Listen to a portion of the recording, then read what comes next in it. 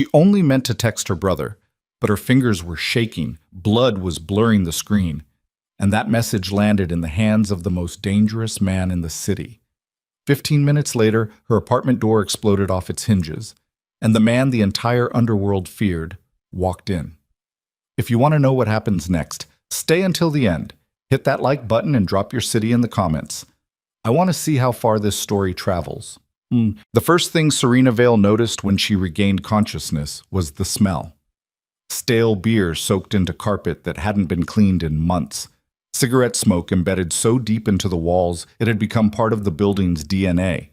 And underneath all of it, something copper and warm that she recognized after a moment as her own blood. She was on the floor of the kitchen. She knew this because her cheek was pressed against the cracked linoleum, the kind with a faded yellow pattern that had probably looked cheerful in 1987 and now looked like a crime scene prop. The refrigerator hummed 3 feet from her face. Someone had left a pizza box on top of it, and a corner of the cardboard hung over the edge like it was thinking about jumping. Serena tried to breathe and felt it immediately. That grinding, scraping sensation on her left side that meant something in there was broken. Not bruised. Broken. She'd had bruised ribs before, and she knew the difference. This was different. This was the kind of pain that made her vision go gray at the edges when she tried to pull air into her lungs. The kind that said, if you move wrong, you're going to scream, and you will not be able to stop. She didn't scream. She'd learned not to scream a long time ago. Screaming made him angrier. Marcus was somewhere behind her. She could hear him, the specific rhythm of his breathing when he was drunk past the point of coordination, but not yet past the point of consciousness. Heavy and irregular, punctuated by those little hitching sounds that meant he was on the couch, half passed out, the way he always ended up after he went this far. Like his body knew it had exceeded some invisible threshold and was filing away the damage for later review. She gave herself 30 seconds, just lying there. 30 seconds to take inventory. Left side, broken ribs, at least 2, possibly 3. Right knee, throbbing badly but functional. Face. Her lower lip was split. She could feel it swollen and sticky, and her left eye felt tight in a way that meant by morning it would be swollen shut. Both palms scraped raw from when she'd hit the floor the first time, before she'd stopped trying to catch herself because catching herself just made her wrists hurt and didn't stop anything anyway. 30 seconds. Then she started moving. It took her nearly 4 minutes to get from the kitchen floor to her hands and knees. She knew this because she was watching the microwave clock, using it to pace herself, one small movement every time the minute changed. She'd discovered this trick about 8 months ago. Breaking movement into time increments kept her from rushing, and rushing caused mistakes, and mistakes caused noise, and noise woke him up. Her phone was on the counter. She could see it from where she was, propped against the backsplash next to a half-empty bottle of hot sauce and a coffee mug Marcus had been using as an ashtray. She needed to get to it without making a sound, without knocking anything over, without letting the floorboards creak under the wrong pressure point. She'd mapped this apartment so many times in her head she could have navigated it blindfolded. Third floorboard from the refrigerator, skip it entirely. The loose cabinet handle near the stove, don't touch it. The chair at the small 2-person table, one leg was shorter than the others, and it rattled against the floor if you brushed it. She knew all of this the way soldiers knew minefields. She reached the counter, grabbed the edge with both hands, which screamed at her from the scraped palms, and pulled herself upright in one motion because doing it slowly would have been worse. She bit down on the inside of her cheek, tasted more blood. Stood there for a moment with her forehead resting against the cabinet door above the counter, breathing in tiny, controlled sips, waiting for the gray at the edges of her vision to clear. It mostly cleared. She took the phone. She needed to call Daniel. Her brother, her older brother, who lived 40 minutes away in the East Side apartment he shared with his girlfriend, who had told Serena approximately 6 times in the last year that she could come stay with them, who had offered to drive over and get her, who had left that offer open even after she'd rejected it every single time because she kept telling herself things were going to get better. Marcus was going to get better. She just needed to be patient. She just needed to be smarter about how she handled him. She just needed to stop doing the things that set him off. She knew how that sounded. She'd known for a while how that sounded. She pulled up Daniel's contact. Her hands were shaking badly enough that she missed the first tap entirely, her finger sliding across the screen and pulling up the phone keypad instead. She switched back to contacts. Found Daniel's name. tapped the message icon. She didn't call because if Marcus woke up and heard her voice, the situation would reset immediately. And she didn't know if her body could absorb another reset tonight. A text was quieter. A text could be read and understood and responded to without a single sound. She typed as carefully as she could. Marcus hurt me bad. Ribs. I need you to come. Please come now. Don't call. Her thumb hovered over the send button. From the living room, Marcus made a wet snoring sound and shifted his weight on the couch. The springs groaned. Serena stopped breathing entirely. 5 seconds. 10. 15. The snoring resumed. She hit send. Then she lowered herself to the floor again because standing was costing her more than she had left to spend. And she sat with her back against the cabinet doors and her knees drawn up as much as her ribs would allow. And she held the phone in both hands and watched the screen. The message showed as delivered. She waited. 2 minutes passed, then 5, then 8. No response, which was strange. Daniel kept his phone on the nightstand. He'd told her that specifically after the last bad incident 6 months ago. I keep it right there. You call me, day or night, I'll hear it. But that had been a call. A text was different. Maybe he was in the bathroom. Maybe his girlfriend had his phone. Maybe... The phone buzzed. She nearly dropped it. But it wasn't a response. It was an error notification. A small red exclamation mark next to the message she'd just sent. And below it, the carrier's automated text. Message delivery failed. Invalid number. Serena stared at it. She looked at Daniel's contact, then at the message thread. And she realized, with a cold clarity that had nothing to do with the pain, that she hadn't sent that message to Daniel at all. The keyboard had auto-corrected the number, or she'd mistapped in the contacts list, or the shaking in her hands had done something she hadn't noticed. Whatever the cause, the number at the top of the message thread was not her brother's number. She didn't recognize it at all. Her first instinct was to type a follow-up message, wrong number, sorry. The automatic social reflex. She almost did it. Her thumb was already moving toward the keyboard when she stopped herself, because that was a terrible idea. She didn't know whose number this was.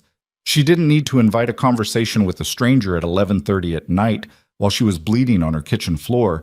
She needed to fix the original problem and contact Daniel through a different method. She went back to contacts, found Daniel's entry, checked the number manually this time, digit by digit, and then she tried to send the message again to the correct number. Message delivery failed. She tried twice more. Same result. The network was down, or her signal was, or something between her phone and her brother's phone was broken in a way she couldn't fix from a kitchen floor. She thought about calling instead and decided the risk was worth it, because Marcus was deep enough under that he might sleep through it if she kept her voice to barely a whisper. She was about to dial when the phone buzzed in her hand. Not a notification, an incoming message. From the unknown number. Who gave you this number? Not a question. Not who is this or wrong number. Just a flat statement disguised as a question, delivered with the particular tone of someone who was accustomed to getting answers rather than asking for them. Serena almost laughed, which would have made her ribs explode, so she didn't. She typed back the only honest answer available to her at the moment. I have no idea. I was trying to reach my brother. Wrong number. Sorry. She set the phone down and went back to trying to reach Daniel through the app.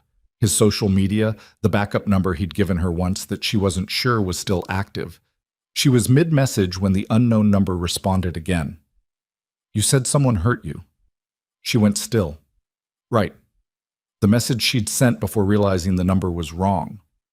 The message she'd sent to this stranger by accident, the one that read, Marcus hurt me bad. Ribs, I need you to come. She thought about denying it, saying she'd been exaggerating, or that it was a joke, or that things were fine now. She thought about all the times she'd said versions of those things to people who'd noticed the bruises, or the flinching, or the way she held herself when she walked sometimes, like she was carrying something fragile inside her chest. She typed, It's fine, I've got it handled. Sorry for the wrong text. The response came back in under 10 seconds. Address. Just that. One word. Address? Serena stared at it for a long time. From the living room, Marcus snored on, oblivious and heavy. 300 pounds of volatile drunk sprawled across a couch that had come with the apartment and that Serena had always hated. She looked at the message. She looked at the dark hallway that led to the living room, visible around the edge of the counter. She looked at her own hand, still shaking, palms raw, knuckles dark with dried blood that wasn't only hers. She typed her address. She didn't know why. She would ask herself that question for a long time afterward, and she would never find a satisfying answer. Maybe it was the loss of blood. Maybe it was the particular flatness of that one-word command, the way it had sounded like a statement of fact rather than a request, the way it had implied that address was merely information being gathered, that action was already in motion and the address was simply a required coordinate. Maybe she was just tired in a way that went past her body into something else entirely, something that had been running on fumes for months and had finally decided to stop pretending. She sent the address. Then she sat on the floor and waited and told herself nothing was going to happen. The stranger was going to respond with something useless or nothing at all, and she was going to get off this floor and find a way to reach Daniel and get out of this apartment before Marcus woke up. She made it to nothing at all before the front door came off its hinges. Not a knock, not a buzzer, not any of the sounds that preceded normal human entry into a residential space. The door simply ceased to exist as a barrier. There was a single impact that Serena felt more than heard, a concussive pressure that traveled through the floor and up through her spine, and then the door was open and two men she had never seen in her life were inside the apartment. The first one she barely registered. He moved fast and stayed low and went directly toward the sound of Marcus's snoring without hesitating, without looking around, without acknowledging that she was sitting on the kitchen floor 6 feet away.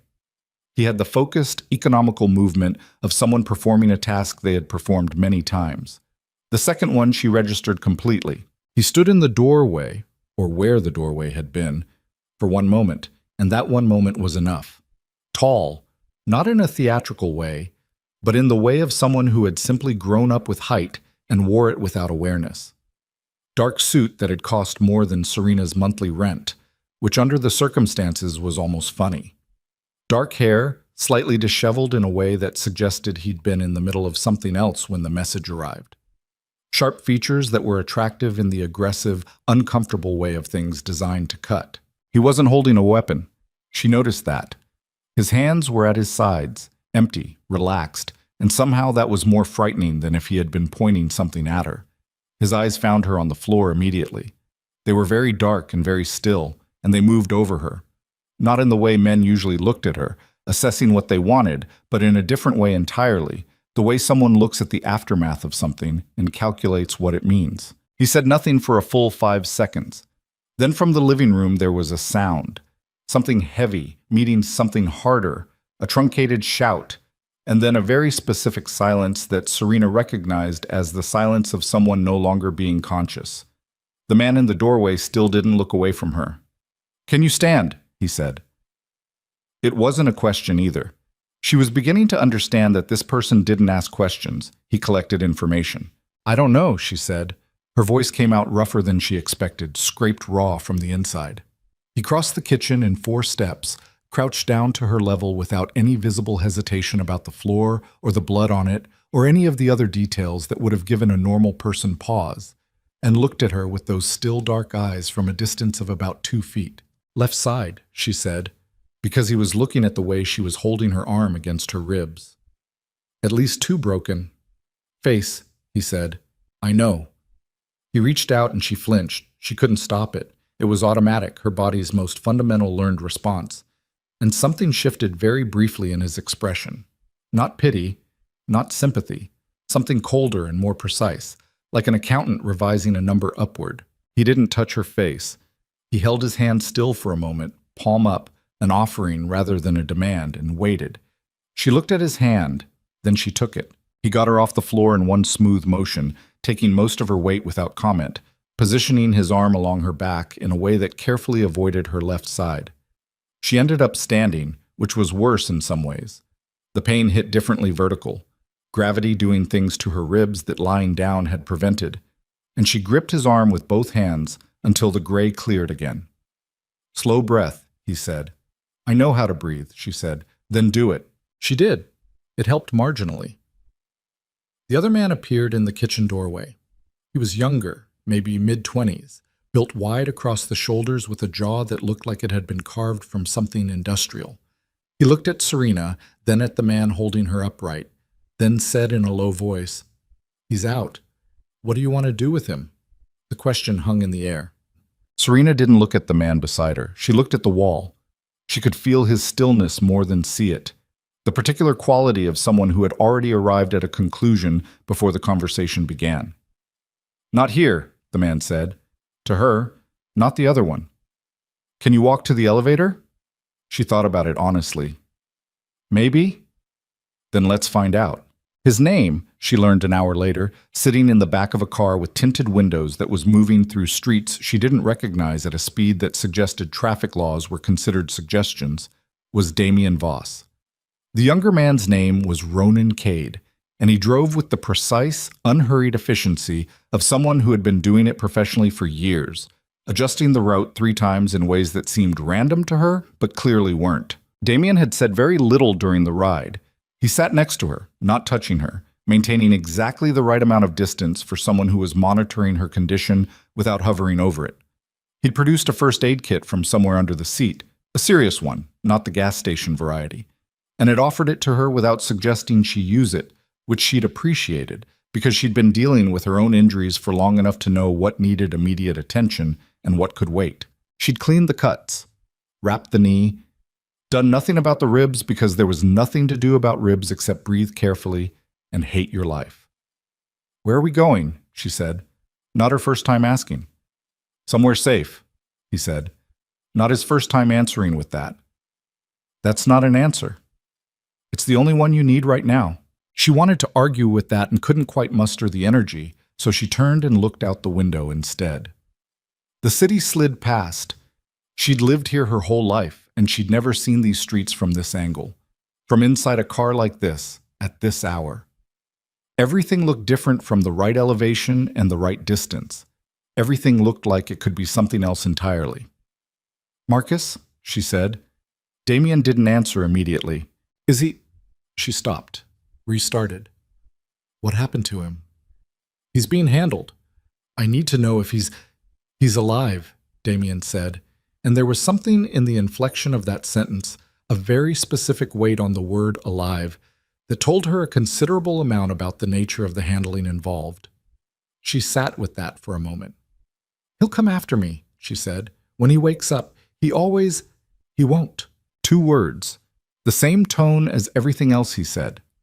Flat and absolutely certain, the tone of a man who had made things happen through sheer force of decided will so many times that doubt had simply stopped being a functional concept in his internal vocabulary. Serena watched him from the side.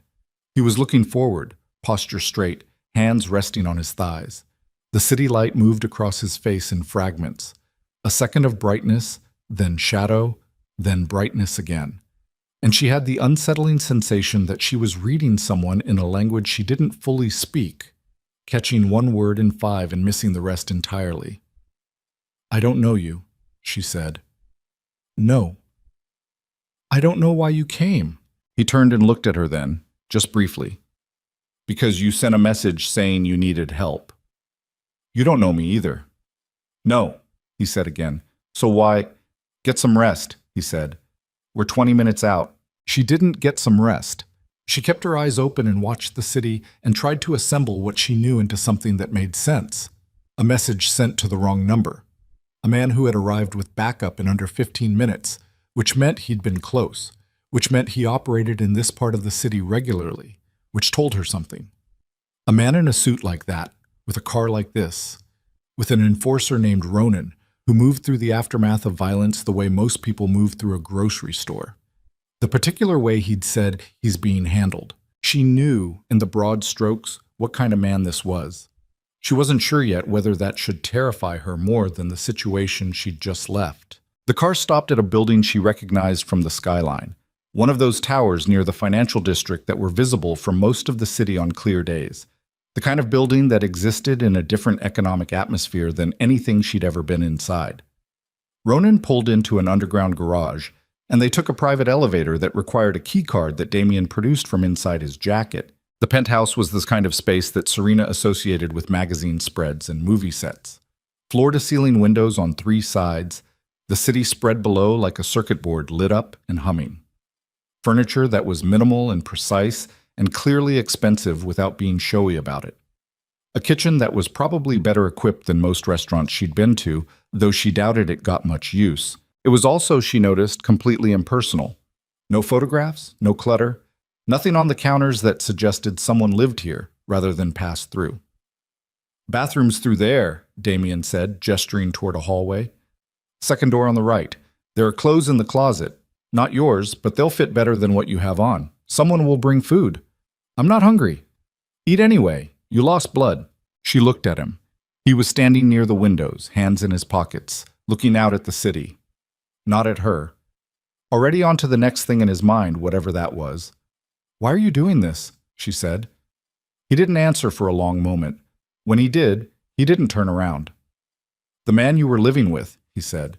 "His name isn't really Marcus Cole." She blinked. "His real name is Marco Reyes," Damien continued, still looking at the city. "He's been operating as a low-level courier for the Ortega Syndicate for the last 3 years. Running money, running messages, nothing that put him on anyone's radar at a significant level." A pause. "Until approximately 6 weeks ago, when a substantial amount of syndicate funds went missing during a transfer he was supposed to facilitate." Serena stared at the back of his head. What is that?" "The Ortega organization believes he either stole the money or knows where it went." He turned then, just slightly, enough that she could see his profile. "When he failed to produce it on their timeline, they started asking questions, which means they started asking questions about everyone around him. The cold that moved through her had nothing to do with the air conditioning. "They think I know something," she said. "They will," Damien said. "By tomorrow morning, yes." "I don't know anything. I didn't even know his real name." "I know that." "Then it doesn't matter what's true," he said, and he looked at her fully now, and there was something in his expression that wasn't unkind but was absolutely without softness. The look of someone presenting facts, not comfort. "What matters is what they believe.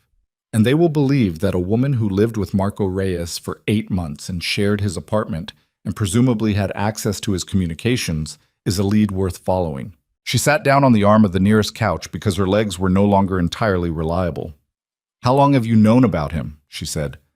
"The Reyes connection? About a week. We've been monitoring Ortega movement in this area for longer than that." "And you knew where he lived?" "Yes." "So you knew where I lived?" A beat. "Yes." She thought about what that meant. She thought about the message she'd sent, the wrong number, the 15-minute response time. She thought about what Damien had just told her, about Marco Reyes and the missing money and the organization that was now going to come looking for answers from anyone connected to him. "If I hadn't sent that text," she said slowly, "would you have—" "We would have moved on him within 48 hours, Damien said. "The circumstances changed the timeline." "Because of me."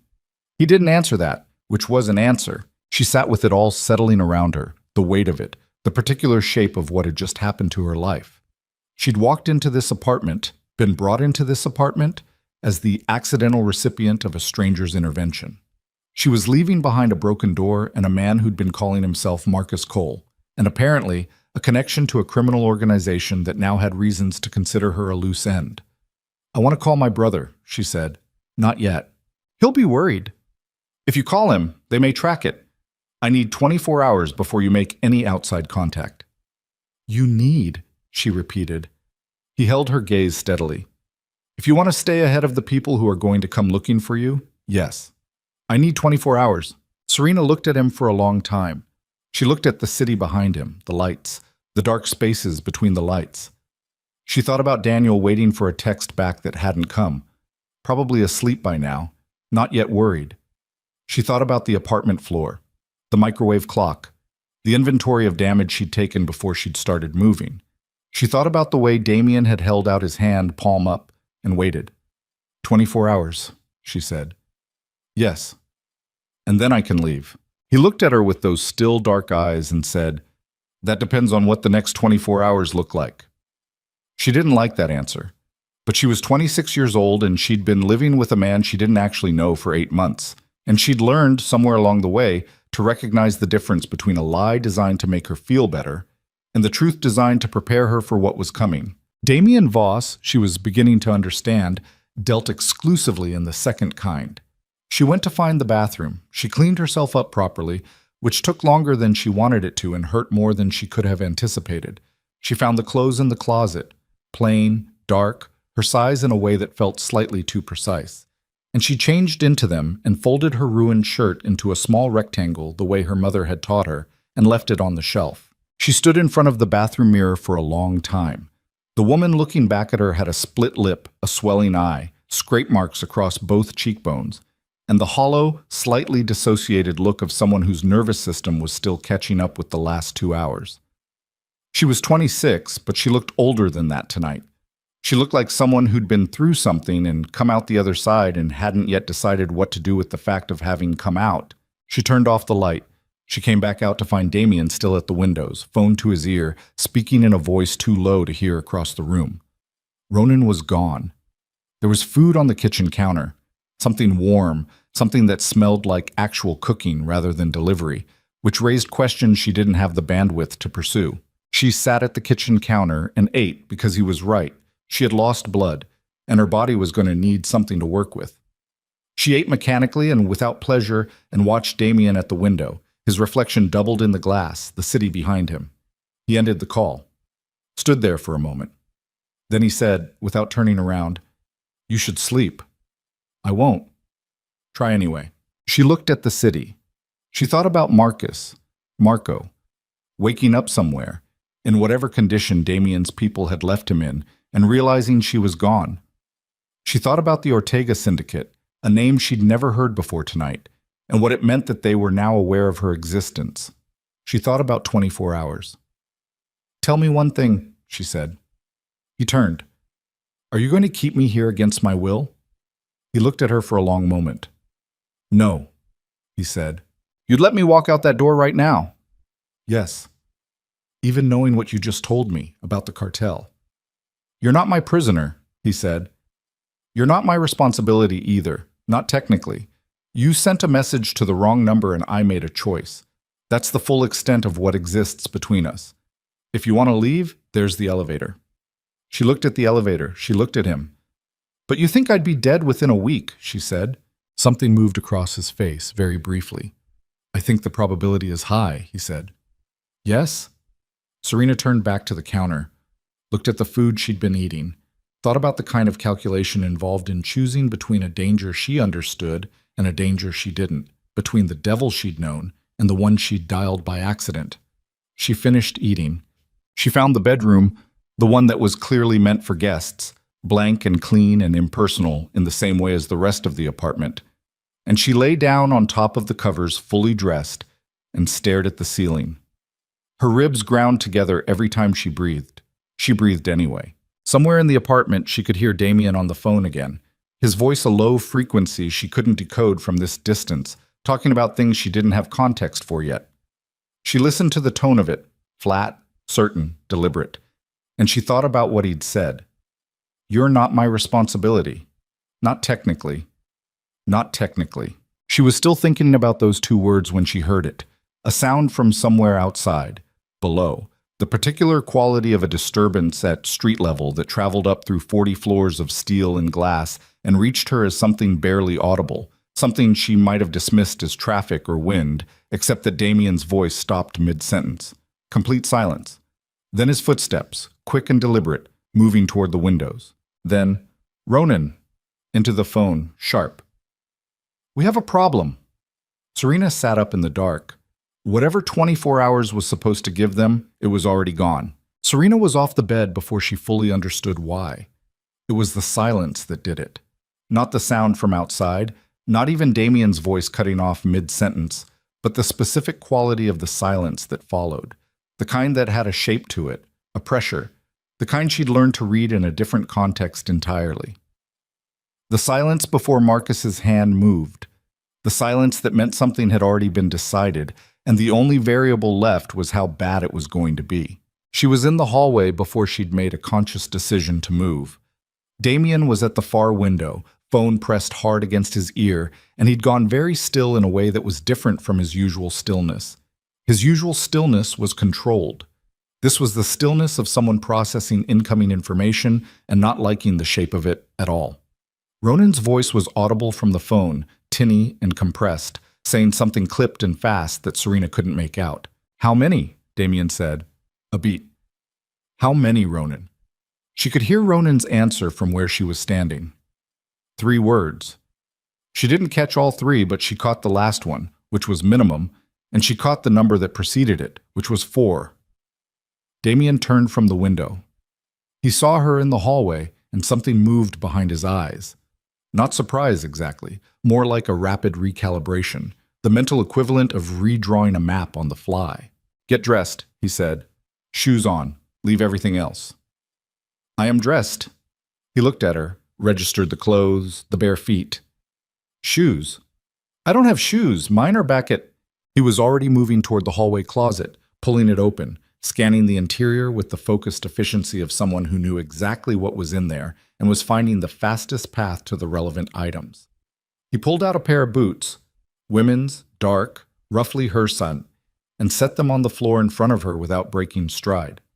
Who's outside? She said, sitting down on the hallway floor to pull them on. People asking questions we don't have time to answer. The cartel. Surveillance. Possibly advanced scouts. He was back at the window, keeping to the side of the glass now, not standing directly in front of it. They're faster than I expected. You said we had 24 hours. I said that's what I needed. He glanced at her. I didn't say the other side agreed. She tied the boots. They were half a size too big, and she could feel it immediately, the slight slip at the heel. She tied them tighter and stood up and decided half a size was a problem for later. Where's Ronan? She said. Downstairs, managing the situation. Managing it how? Don't worry about Ronan. That's not reassuring. It's not meant to be. He came away from the window and moved toward the kitchen, opening a panel she hadn't noticed before. It looked like a cabinet door, but it wasn't. It opened inward to a recessed space built into the wall, and reached inside. He came out with 2 things, a phone that wasn't the one he'd been using, and a flat, matte black object that he checked briefly and then tucked into the back of his waistband in a motion so practiced it was barely a motion at all. Serena watched this. Okay, she said. Okay, he agreed, which was the first time she'd heard him use the word, and somehow it was more alarming than everything else combined. His phone buzzed. He looked at it, read something, typed something back. His jaw was set in a specific way that she was beginning to learn meant he was doing internal math on a problem and the numbers weren't coming out clean. Change of plan, he said. We're not going down the main elevator. There's another one? Service elevator, freight access on the east side of the building. It goes to the parking sublevel, different entrance than the main garage. He was moving as he talked, checking the hallway, doing the systematic sweep of the space that she was starting to recognize as habit. Ronan's going to meet us 2 floors down. Why 2 floors down and not the sublevel? He looked at her. It was a quick look, but it had something in it, a slight recalibration of how he was reading her. Because if someone's already inside the building, they'll be watching the sublevel access. 2 floors gives us a junction point that isn't on a standard security schematic. She filed that away. You've planned an exit from this building before. I plan exits from every building. That's a very specific way to live. It's kept me alive, he said flatly, and moved toward the service corridor door. She followed him. The service corridor was a different world from the penthouse. Bare concrete walls, industrial lighting that buzzed and threw everything in a slightly yellow-gray tone, the smell of cleaning products and something metallic underneath. Their footsteps were too loud on the floor, and Damien immediately moved to the left side where a rubber runner covered the concrete, and she mirrored him without being told. He was moving fast but controlled, and she was keeping up, which surprised her a little because of the ribs. Pain was doing something strange under adrenaline. She could feel it. It was absolutely still there, but it was behind glass somehow, observable rather than overwhelming. She knew from experience that this was a temporary condition, that the glass would crack the moment the adrenaline cleared, but for now she used it. The stairwell was at the end of the corridor. Damien stopped at the door, put his hand flat against it for a second, listening, then pushed through.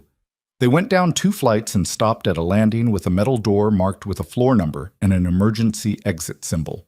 Damien pushed it open slowly, checked the corridor beyond. Then he held it and she went through and he came in behind her. Ronan was there. He was leaning against the wall 10 feet down the corridor with his arms crossed, wearing an expression that said he had been in worse situations than this, but didn't feel the need to rank them. He straightened when he saw them, looked at Serena for a brief second, looked at Damien. "Two confirmed in the lobby," he said, "one in a car on the north side. I make it 6 total, but I've only got eyes on 3. The elevator bank, both being watched, main and service." Ronan's eyes moved to Serena again, just briefly, with the particular quality of someone reassessing a variable they hadn't initially weighted heavily. "She slow us down?" "No," Serena said before Damien could answer. Ronan looked at her with an expression that wasn't hostile, but wasn't warm either, the expression of a man who dealt in demonstrated facts rather than stated intentions. "Good," he said, and moved toward the east end of the corridor.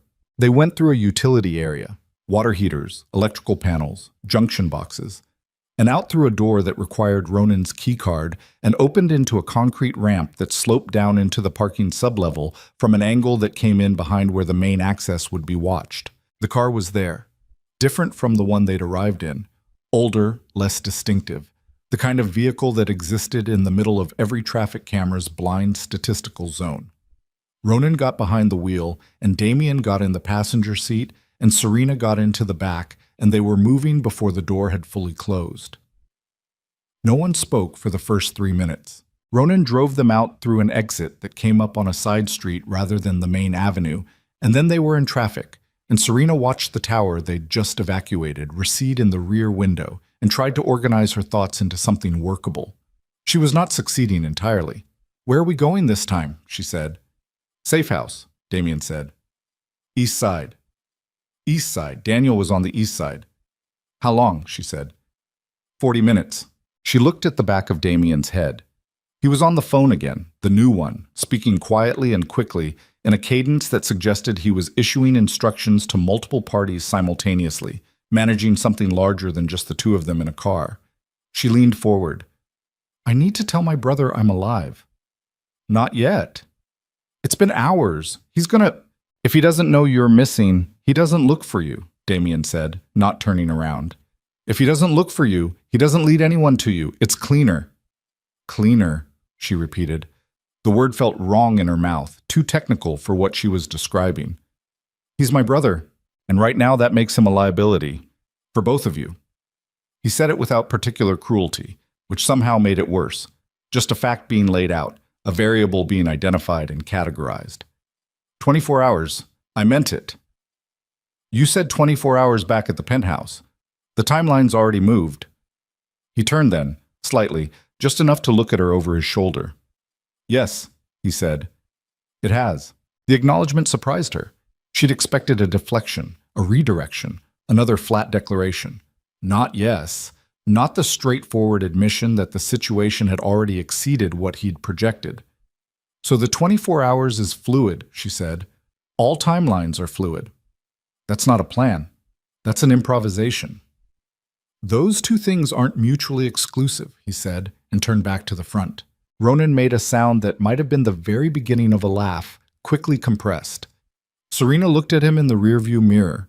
He had the carefully neutral expression of a man who was not going to weigh in on whatever was happening between the other two occupants of the vehicle. The safe house was in a neighborhood that existed in the functional, anonymous middle of the city. Residential streets with small houses and old trees, and the particular density of a place that had never been gentrified because there was nothing about it that attracted gentrification. It was the kind of street where cars were parked on lawns and people kept their lights on late, and no one paid attention to their neighbors' schedules because everyone was too busy with their own. The house itself was a 2-story with peeling paint on the porch railing and a detached garage that Ronan pulled into before they got out. The inside was clean but spare. The same impersonal quality as the penthouse, but without the luxury. Just furniture that functioned without declaring anything about the person who'd chosen it. Serena sat down at the kitchen table because her body had apparently decided that the adrenaline lease was expiring. The ribs came back all at once. She didn't make a sound. She put both hands flat on the table and breathed through it in the way she'd gotten good at, the careful, shallow rhythm that kept the broken things from grinding against each other, and waited for it to recede to something manageable. Damien came in from the hallway and saw her. He stood for a moment reading it. There's ibuprofen in the cabinet above the sink, he said. I know what ibuprofen is. I'm telling you where it is. I heard you. She didn't move toward the cabinet because moving quickly was currently off the table. She breathed. Tell me about the Ortega syndicate. He pulled out the chair across from her and sat down. Not because she'd asked him to, she sensed, but because he'd evaluated the situation and decided a conversation was the relevant next action. How much do you want? He said. Enough to understand what I'm in the middle of. He was quiet for a moment in the way of someone deciding on the version of a story that was most useful rather than most complete. She recognized it from the other direction. She'd done it herself, telling people about Marcus, choosing the version that would end the conversation rather than the one that would open it. The Ortega organization controls most of the financial network in this city's black market, he said. Not product movement. They're not primarily a trafficking operation. Money. They process it, route it, clean it. It's less visible than the other side of the business, which means it's lasted longer and built deeper. He had his hands on the table, lax, the posture of someone who was comfortable with the information they were sharing. 3 months ago, they started moving into territory that overlaps with mine, not directly. They were being careful about that, but close enough that it created problems. Your territory, she said. My operations. A slight pause. I don't run product either. I run security infrastructure, private intelligence, a certain amount of enforcement work for people who need problems handled without official channels. That's a very professional way of describing organized crime. He looked at her steadily. Yes, he said. It is. She appreciated the directness, even now, maybe especially now. And the missing money. The money Marco was supposed to move. $2.3 million, cash, in a transfer that was supposed to go through a series of shell accounts and come out clean on the other side. He tapped one finger on the table once, lightly. It didn't arrive. Marco claimed he delivered it. The receiving end said they never got it. And you think he kept it? I think he gave it to someone. Whether he kept any of it is secondary. What matters to the Ortega people is that someone in their chain failed, and the money's gone, and they want both the money and the person responsible. Right now, those things are not separable in their minds. He looked at her. You're connected to him. That's enough. I was living with a man I didn't know, she said. I didn't know his name. I didn't know what he did. I thought he worked in logistics. I know. Logistics, she said, with a specific quality of bitterness that came from somewhere deeper than tonight. He told me he worked in logistics. I believed him. For 8 months I believed him and thought the reason he was the way he was had something to do with stress about work or his childhood or... She stopped, put her hands flat on the table. I believed him. Damien said nothing. He didn't fill the silence with reassurance or with the kind of careful sympathy that people deployed when they didn't know what else to do. He just let the silence be what it was. She was surprised to find that was the right call. I need to know, she said. Am I going to be able to go back to my life? Define your life. She looked at him. My job, my apartment, my brother, the things I had before last night. The apartment, no. Not for a while. He said it simply. Your job, possibly, depending on how this resolves. Your brother, yes, once the situation is stabilized. You'll be able to contact him. He'll know you're all right. How long is a while? Weeks, potentially, not months. I can't just disappear for weeks. I understand that, he said, and there was the first thing she'd heard from him that sounded like something adjacent to an apology. Not the apology itself, not the full shape of it, but the implication that he was aware the situation cost her something specific, and that cost was not invisible to him. I'm not telling you this is without consequence. I'm telling you the alternative. The alternative. She knew what the alternative was. He'd laid it out clearly in the penthouse before she'd decided to stay. The front door opened and Ronan came in, and the quality of his expression as he crossed the room to Damien told her immediately that whatever he was carrying was not good news. He bent down and said something low near Damien's ear, something she caught only pieces of. Confirmation, and Reyes and one other word that landed in the room like a stone dropped in still water. Dead. Damien's face didn't change. He stood up, moved with Ronan toward the far side of the kitchen, and there was a brief, low exchange that Serena wasn't meant to hear and mostly didn't. She heard enough. Marco was dead. Not Marcus Cole, the man she'd been living with, the name she'd attached to the person and the relationship and the 8 months of her life she couldn't get back. Marco Reyes, the Ortega courier with the missing money and the real name she'd never been given, was dead. And from the specific clipped quality of Ronan's voice and the direction of Damien's eyes when he turned briefly in her direction, the how of it was not simple and was not clean. She stood up from the table. Both men looked at her. "He's dead," she said. Damien looked at her for one beat. Then, "Yes." "When?" "Earlier tonight, after we left the apartment." "Your people." A pause that lasted exactly long enough to answer the question without answering it. "The situation became complicated during transport," he said. Serena stood very still. The boots were still half a size too big, and she could feel the extra space at the toes. Her ribs were grinding in a slow, persistent rhythm. She looked at Damien across the small kitchen, and she tried to figure out what she felt, which turned out to be a harder problem than she expected, because what she felt was layered in a way that didn't untangle quickly. Marcus was dead. The man who had split her lip and broken her ribs and done other things that had come before both those things, things she hadn't inventoried tonight because some things you didn't take out and look at directly, was dead. That sat in her chest alongside the ribs and pressed against them from the inside, and she couldn't tell if the pressure was grief or relief or something else entirely that didn't have a clean name. "The cartel knows," she said. It wasn't a question. "They'll know by morning," Ronan said from behind Damien, "if they don't already. And now they definitely think I know where the money is." "Now they definitely know Damien's people were involved in what happened to their courier," Ronan said, with the specific flatness of someone presenting a corrected version of the problem, which means this isn't just about you anymore. She looked at Damien. He was looking back at her, and for the first time she saw something in his expression that was not the controlled blankness she'd been reading all night, something that had a crack in it, the hairline fracture of a man who'd made a calculation that had returned an unexpected variable. "You didn't plan for him to die," she said. "No," he said. "What did you plan?" "Interrogation, information, a clean exchange that would have taken the Ortega organization's attention off you and put it on the money instead." He said it without flinching from it. "That's not the situation we have." "What situation do we have?" Ronan answered before Damien could. "We have a dead cartel asset, a missing $2.3 million that nobody's found yet, a woman connected to both, and an organization that's going to want to close all 3 of those open items simultaneously." He looked at Serena with the same neutral, assessing quality he'd been using since the parking garage. In that kind of calculus, closing an open item doesn't mean finding answers. It means eliminating the question. The room was very quiet. Serena breathed through her ribs. She looked at Damien. "So I can't leave," she said. He held her gaze. "Not safely." "No."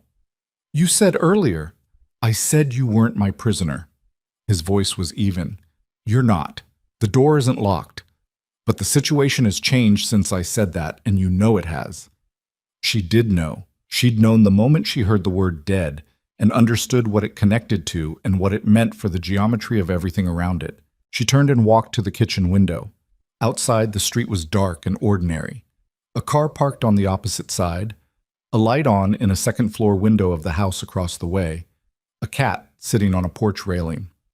The architecture of a normal night in a normal neighborhood, indifferent to what was happening inside this house. She pressed her forehead against the glass for a moment. It was cold. She focused on that. Just the cold of it, specific and present. "If they come here," she said. "They won't. Not tonight. This location is clean. But eventually." "Everything surfaces eventually," Damien said. "That's why we have to move first." She turned. "Move how?" He was already looking at Ronan. Something passed between them, the compressed communication of 2 people who had been working together long enough to operate at higher bandwidth than language allowed. Ronan gave a slight nod and moved toward the back of the house. Damien looked at her. "There's a man named Cortez," he said. "Vicente Cortez. He's the operational head of the Ortega syndicate in this city. The financial side, the side Marco was working for. He's the one who gave the order to start looking for you." He said it with the same flat certainty he'd been using all night. But underneath it now there was something different, a current, a direction, the unmistakable quality of a decision that had already been made. Everything that happens next runs through him. "So you're going to go after him," she said. He didn't deny it. "I'm going to dismantle the infrastructure he operates in, Cortez himself." A pause. "Cortez will be handled." Handled. The same word he'd used about Marcus. She was learning the vocabulary. Handled meant something specific and permanent in Damien Voss's language, a clean euphemism for a clean kind of ending. She should have been more frightened by that. She examined herself honestly and found that she wasn't, or not in the way she expected. She was frightened of the cartel, of the word eliminating in Ronan's flat sentence, of the fact that she was standing in a safe house in a neighborhood she didn't know, wearing boots that didn't fit, while people with resources she couldn't fully picture had decided she was a loose end worth tying. That fear was real and appropriate, and she was holding it carefully. But the thing Damien was describing, the deliberate, strategic, cold-blooded dismantling of the system that was currently trying to erase her, that didn't frighten her the way she thought it should. That was information about herself that she filed away for later examination. "What do you need from me?" she said. He blinked. Just once, the smallest possible register of surprise. "Nothing right now. I was in that apartment for 8 months. I know his routines, the people he met with, the calls he made when he thought I was asleep."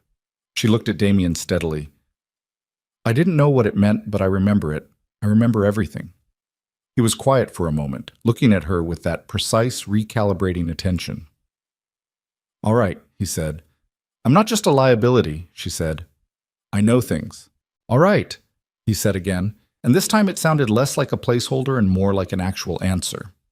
Ronan came back from the rear of the house at a pace that was 2 steps faster than his normal one, which was the first time Serena had seen him move at anything other than a measured rate, and that alone was enough to tighten everything in her chest.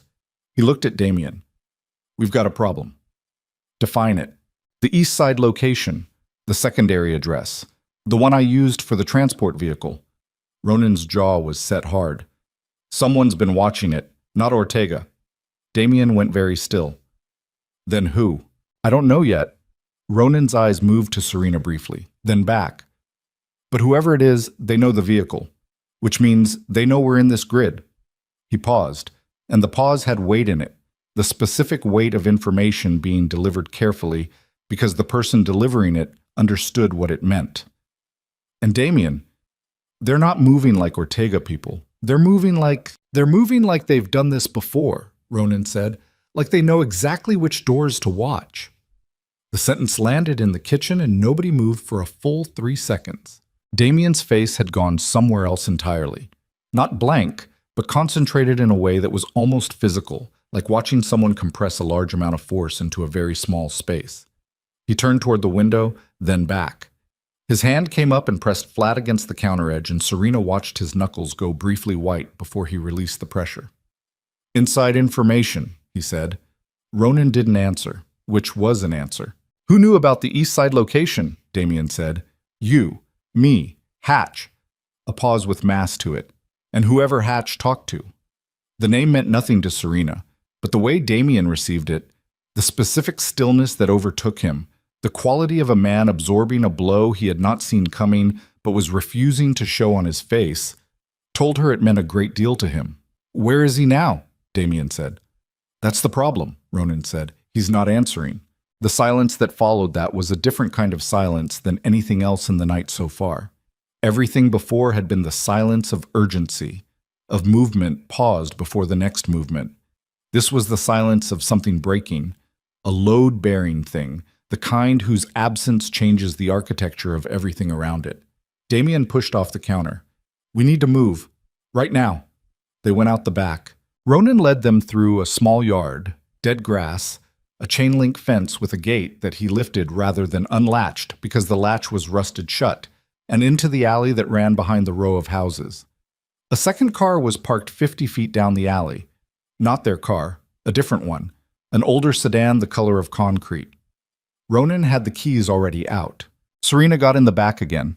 Her ribs were conducting a sustained objection to every movement she made, and she was running low on the resources required to argue back. She pressed her arm against her left side and held it there, and looked out the window at the alley moving past, and tried to organize her thinking. Hatch. Someone named Hatch who had known about the East Side location. Someone who wasn't answering his phone. Someone whose silence, in the current context, pointed in one direction so clearly that Damien had received the news like a punch he'd been trained to absorb rather than a surprise. She leaned forward.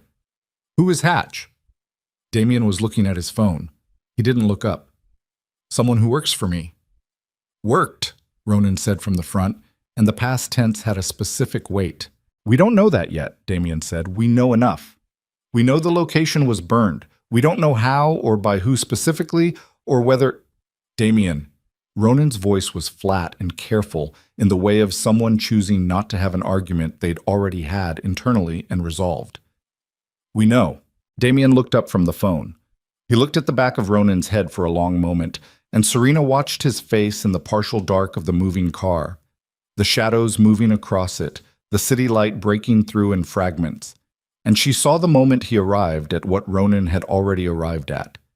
She saw it the way you see weather changing, not dramatic, not sudden, just a shift in the quality of the light that means everything following is going to be different from everything preceding.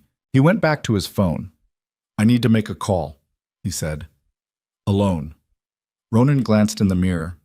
"We're 40 minutes from the warehouse. Pull over somewhere quiet. Give me 10 minutes. Ronan found a side street 3 blocks later, parking under a broken streetlight, and got out of the car without being asked. He stood near the front bumper with his back to the windows, which left Serena and Damien in the car together with the engine idling. She could feel him deciding whether to ask her to get out too. She watched the decision work itself through his expression and then not arrive at the obvious conclusion, which told her something. He dialed, held the phone to his ear. 4 rings, 5. Then a pickup. She could hear the connection change quality. And then a voice, male, unfamiliar, saying something she couldn't make out. "Tell me where you are," Damien said. His voice had changed. Not louder, not harder exactly, but stripped of the last thin layer of management that had been over everything else all night. What was underneath wasn't rage. It was something colder and more patient than rage.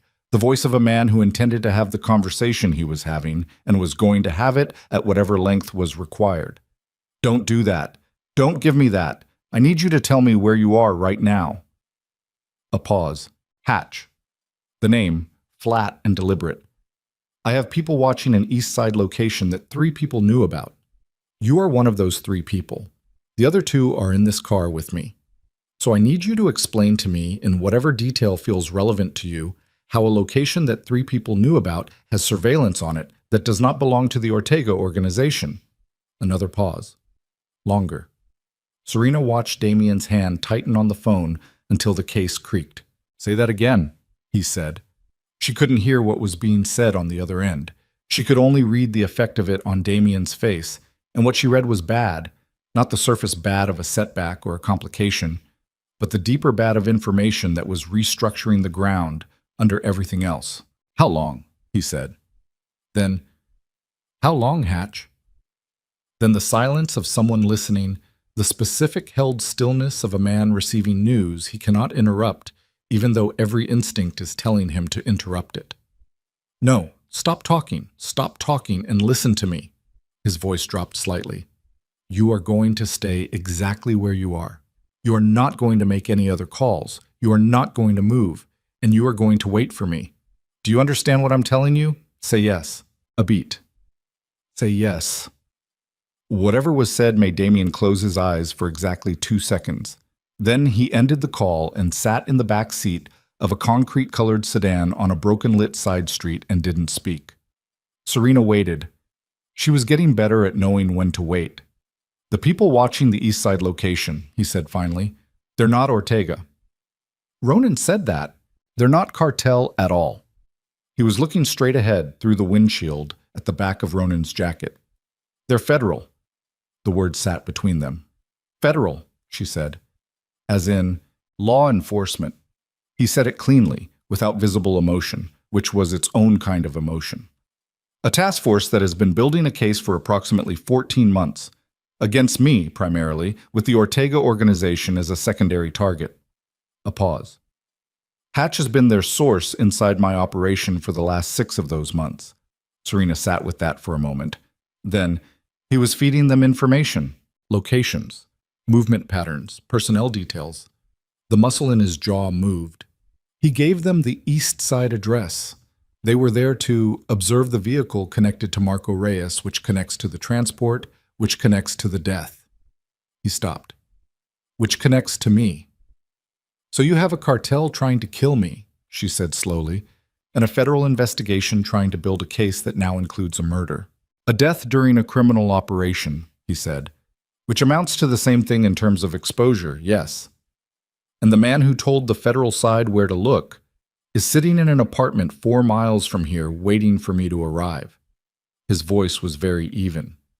Because I asked him to stay, and he said yes, and he's either genuinely afraid of what I'm going to do, or he's giving them my current location as we speak, and I won't know which until I'm standing in front of him. She stared at him. Then why did you tell him to stay? Why not just... Because I need to know what he gave them, Damien said. Not just the locations, everything. What they know about my operation, what they know about the Reyes situation, what they know about... He stopped, looked at her. And there it was again, that hairline crack in the controlled surface. The thing underneath that was not abstract at all. What they know about you. She understood then. It wasn't just about the strategic intelligence. He needed to know whether the federal side was looking at her as a witness, as a co-conspirator, or as a victim. Because those 3 categories had radically different implications for what happened next. Ronan tapped on the window. Damien lowered it. We need to decide, Ronan said. Warehouse or Hatch? Hatch first. Ronan looked at him for a moment. That's the move you want to make. It's the move we have to make. If he's already burned the location to the task force, then we'll know that when we get there, Damien said. Get in. Ronan got in. He pulled back onto the street without further discussion, though Serena could see in the set of his shoulders that he had an opinion he was choosing not to deposit. She leaned back against the seat and looked at the ceiling of the car. Cracked vinyl, a water stain in one corner, a small tear near the center where the foam showed through. She focused on these details because they were specific and concrete and present, and the rest of what was currently true of her situation was none of those things. Federal Task Force, 14 months, 6 months of Hatch feeding them information from inside. She thought about what that meant structurally. An operation running for 14 months didn't get shut down over a single incident, even a fatal one. It was building towards something larger, a comprehensive case, an indictment, a moment when everything collected over 14 months got laid out in front of a grand jury, and the people who'd been building it got to show their work. The death of Marco Reyes was a complication to that timeline, not an ending of it. It created urgency. It created pressure. It turned a deliberate, methodical investigation into something that might move faster than anyone had planned. And she was standing in the middle of all of it because her hands had been shaking when she tried to send a text. The apartment building where Hatch lived was on a street that felt different from the safe house neighborhood. Slightly more transient, higher density, the kind of place people passed through rather than settled into. Ronan parked on the street rather than the lot, which Serena had started to understand meant he wanted multiple exit options. Damien looked at her and thus, "Stay in the car." "No," she said, "this is not a discussion. You have a cartel and a federal task force both moving in this city tonight, and you want me to sit alone in a car on a street you've never parked on before." She met his eyes. "Try again." He looked at her for 2 full seconds. "Stay behind me," he said. "Don't touch anything. Don't speak unless I ask you something directly." "Fine." They went in through the building's side entrance. Ronan had a key, which meant this was a location Damien had used before, which meant Hatch had reported it, which meant the question of how compromised they were kept expanding outward every time she thought she had the perimeter of it. 3rd floor, end of the corridor, a door that looked identical to every other door. Ronan knocked. 3 times, a specific rhythm. A pause. 2 more. Movement from inside. Then the door opened. The man who opened it was in his 40s, compact and gray-haired, with the look of someone who'd been running on anxiety for long enough that anxiety had become his resting expression. He was wearing jeans and a dark shirt, and when he saw Damien, his face did something complicated. relief and dread arriving simultaneously, fighting for the same real estate. "Damien," he said. "Hatch," Damien said, and walked in. The apartment was small and messy in a way that felt permanent rather than situational. Papers, takeout containers, a laptop open on the coffee table with multiple browser windows visible. Hatch stood back from the door as Ronan came in behind Serena, and Serena watched him take in her presence and noticeably recalibrate. "Who is she?" Hatch said. "Why?" Damien said. The single word, with the specific quality he put behind it, made Hatch's posture change in a way that was physically visible. His shoulders came in slightly, the body's instinctive self-reduction in the presence of a threat it couldn't counter. "I need to understand what you told them," Damien said. He didn't sit down. He stood in the middle of the small living room and looked at Hatch with the same still, dark attention he'd been turning on everything all night. "Everything, not the version you think I can handle. Everything." Hatch pressed his mouth together. He looked at the floor, then at Ronan, then at the floor again. "Hatch." "The locations," Hatch said. "Movement patterns. The Reyes situation. I told them about the surveillance you had on him, the plan to pick him up." He swallowed. "I didn't know he was going to die. I want you to understand that. I didn't know how that was going to go." "What about the penthouse?" Damien said. A pause. "Hatch." "Yes." "The safe house on Renly Street?" "Yes." "This address?" Hatch stopped. "They already had this address." "I didn't give them this one. They got it from something else. I don't know how." Damien was very still. "What about her?" He didn't gesture towards Serena, didn't look at her, just let the pronoun do its work. Hatch's eyes moved to Serena. The complicated look on his face got more complicated. "They know she was in the apartment when Reyes was taken. They know she left with you." He stopped again. "They're calling her a material witness. To what specifically?" "To the Reyes death, and—" Hatch stopped, ran a hand over the back of his neck, the gesture of a man who had something left to say and was calculating the cost of saying it. "And to your operation generally. They think she knows things about how you run. They're going to want to talk to her." "They're going to want to use her," Damien said. "That's what a material witness is," Hatch said, with a flash of something that might have been defiance from someone with less to be afraid of. Damien looked at him for a long moment. Then he turned slightly and looked at Serena, and she felt the full weight of what had just been said land on both of them simultaneously. Material witness, which meant the federal task force believed she had information about Damien's operation, which meant if they found her, the leverage they could apply to extract that information and the leverage they could apply to her situation to make cooperation look like the rational choice was substantial. She knew nothing about Damien's operation. She'd known him for approximately 8 hours. That wouldn't matter to people with a 14-month case who needed a breakthrough. "Why?" Damien said. Back to Hatch. 6 months. I need to understand why." Hatch laughed, a short, rough sound with nothing happy in it. "Because I have a daughter," he said. "Because they came to me with something they had on my daughter and told me the only way it went away quietly was if I cooperated, because—" He stopped, pressed his fist against his mouth for a second. "Because I'm not like you, Damien. I don't have the part that lets me just absorb it and keep moving. I made a choice to protect my daughter, and every other choice after that was just trying to survive the first one." The room was very quiet. Ronan was near the door, expression unreadable. Serena was near the window, pressed slightly back from it the way Damien had been at the penthouse, staying to the side of the glass. Damien looked at Hatch for a long time. She watched him look, watched whatever internal process was working behind those still, dark eyes, and she couldn't read it the way she'd been unable to read him before, except that it was more complicated than she'd expected, the way he was receiving what Hatch had just said. Not cold, not clean, something more difficult than that. "Are they coming here tonight?" he said. "I don't know," Hatch said. "I haven't made contact since earlier. I don't know what they know right now." Best estimate. Hatch thought about it. If they tracked the vehicle to the East Side address, and it was gone by the time they got there, maybe. They might try to roll this location to move faster. Or they might wait and watch. He paused. "It depends on how the Reyes death changes their timeline." "It accelerates it," Damien said. It wasn't a question. "Yes," Hatch said. It accelerates it. Damien nodded once. He looked at Ronan. Something passed between them, that high bandwidth exchange, and Ronan straightened slightly, and Damien looked back at Hatch. You're coming with us, he said. Damien, not a discussion. You're a liability here, and you know information I need, and you are coming with us. He said it without anger, which was more authoritative than anger would have been. I'm not going to hurt you, Hatch. That's not what this is. But I need you where I can see you until I understand the full shape of what we're dealing with. Hatch looked at him for a long moment.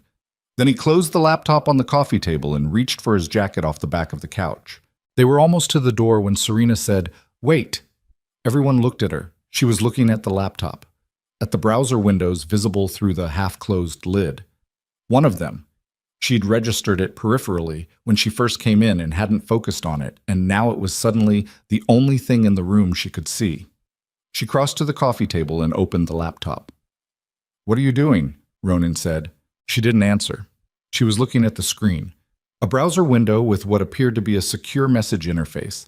Not email, something more encrypted, and visible in the open window, a message thread. She couldn't read all of it at the distance and the angle, but she read enough. She read a name she recognized, not Damien's name, not Ronan's, not Hatch's, her brother's name. Daniel Vale, East Side address, contact established. She stood very still. The ribs ground.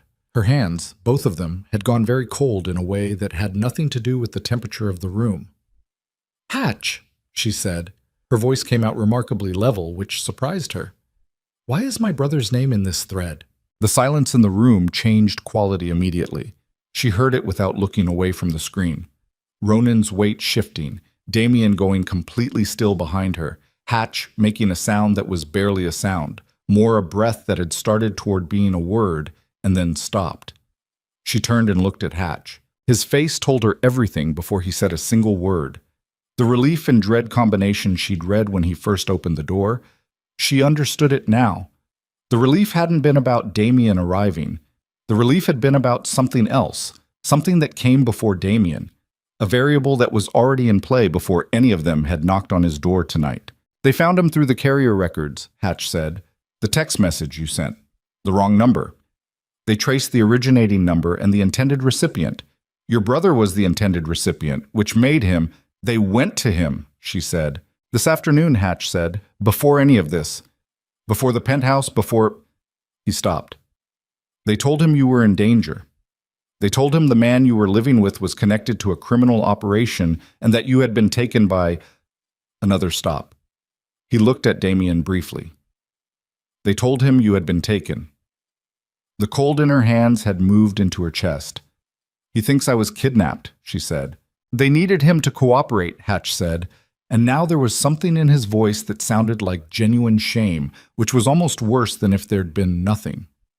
"They needed a secondary contact point who could be used to reach you, someone you'd trust, someone who'd be able to get you to turn myself in," she said, "to come in voluntarily, as a witness, not to turn myself in," she repeated, and this time the level quality of her voice had a different quality underneath it, something that had been level for too long and was approaching the structural limit of what level could hold. She looked at Damien. He was looking at her with an expression she hadn't seen on him yet. Not the controlled blankness, not the recalibrating assessment, not even the hairline crack version of something more human. This was different.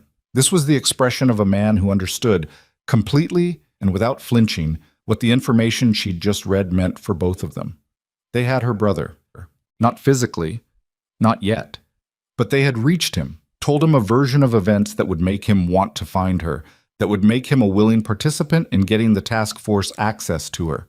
They'd turned her one trusted contact, the one person she would have called before anyone, the one number she'd been trying to reach all night, into a door that opened in the wrong direction. Every path she'd been holding on to, every version of when this is over, I can go back, ran through Daniel. And Daniel was now on the other side of a door she couldn't safely walk through. Ronan said very quietly, "We need to leave. Now." She didn't move. "Serena," Damien's voice. First time he'd used her name, it landed differently than she expected. "We have to go." She looked at the laptop screen one more time.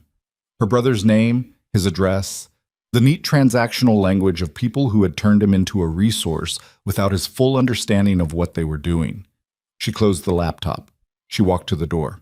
And somewhere between the coffee table and the door, something that had been one kind of thing inside her became a different kind of thing entirely.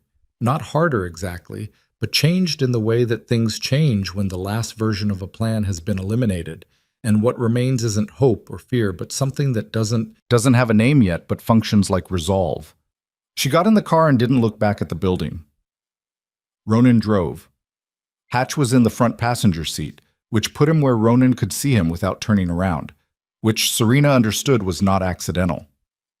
Damien was beside her in the back, and the city was moving past the windows, and nobody said anything for 4 full minutes. Then Damien said, "Tell me about your brother." She looked at him. Why?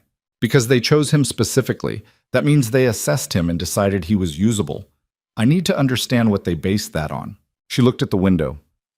He's 31. He's an accountant. He has a girlfriend named Paula who teaches elementary school, and they have a cat named something stupid that I can never remember.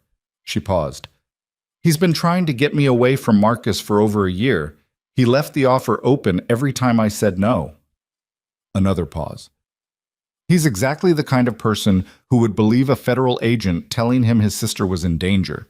He wouldn't ask enough questions. He'd just want to help. So he's already cooperating. He thinks he's rescuing me. Damien absorbed that.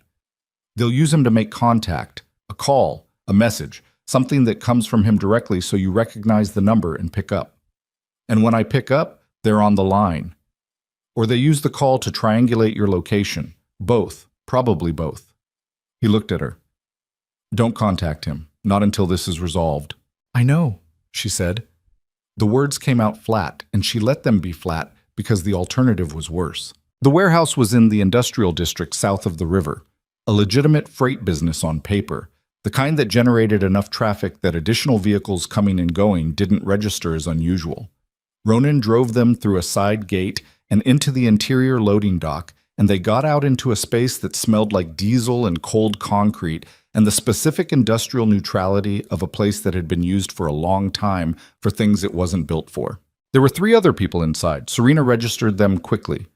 2 men she hadn't seen before, positioned near the far wall with the particular posture of people who were armed and waiting, and a woman in her 40s sitting at a folding table covered in laptops and equipment, who looked up when they came in with the expression of someone who had been expecting them and had things to say.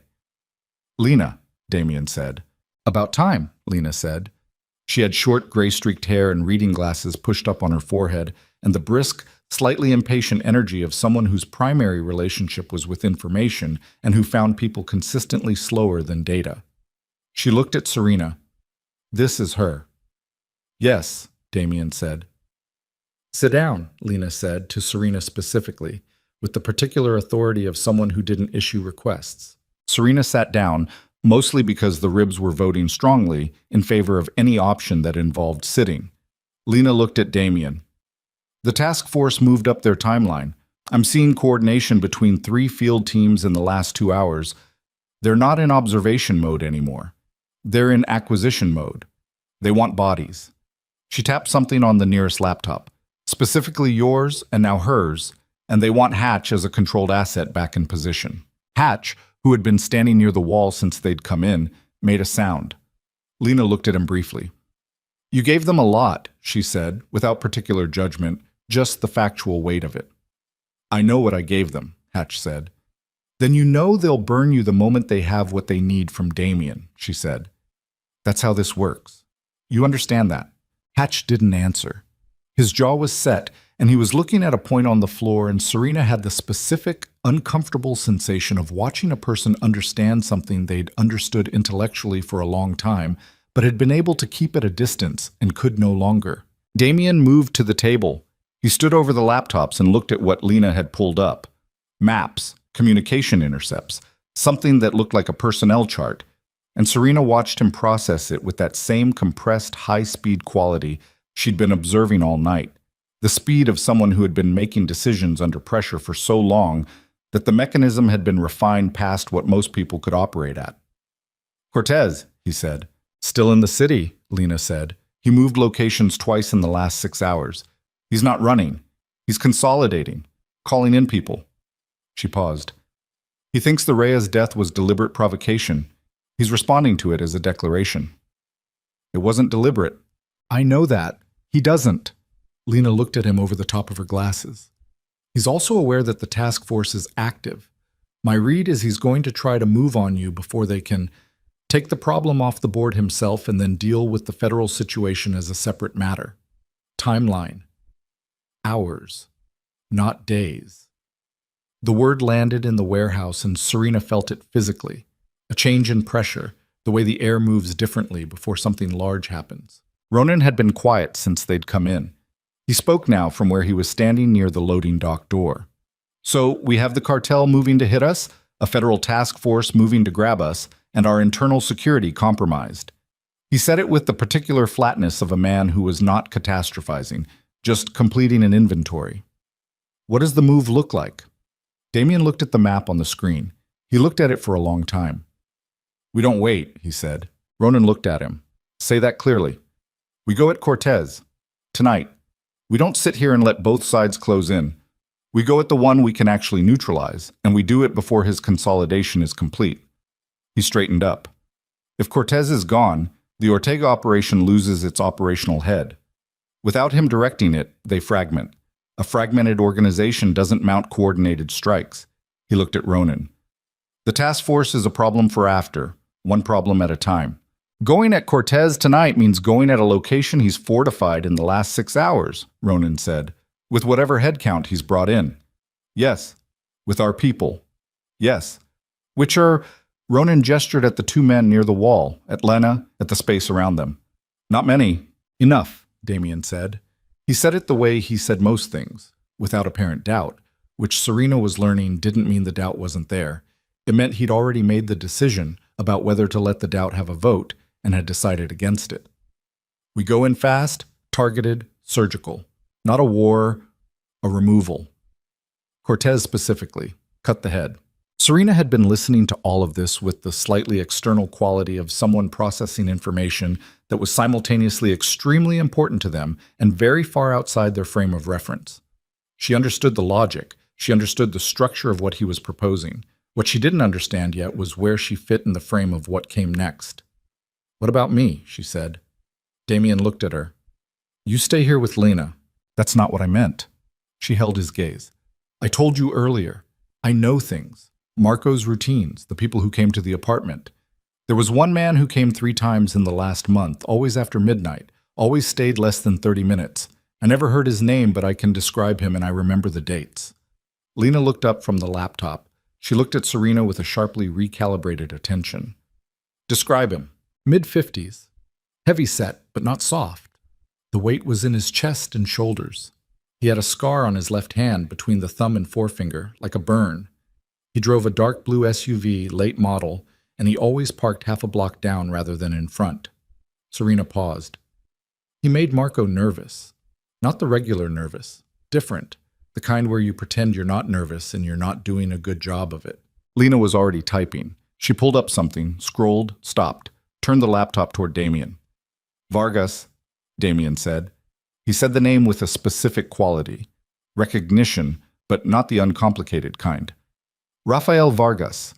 He's Cortez's financial liaison. If he was visiting Reyes personally, in person, after midnight. The missing money, Lena said. He wasn't just coordinating, he was managing it directly. Which means Cortez knows exactly what happened to it. And this whole search for the missing courier performance has been cover, Damien said, for something else.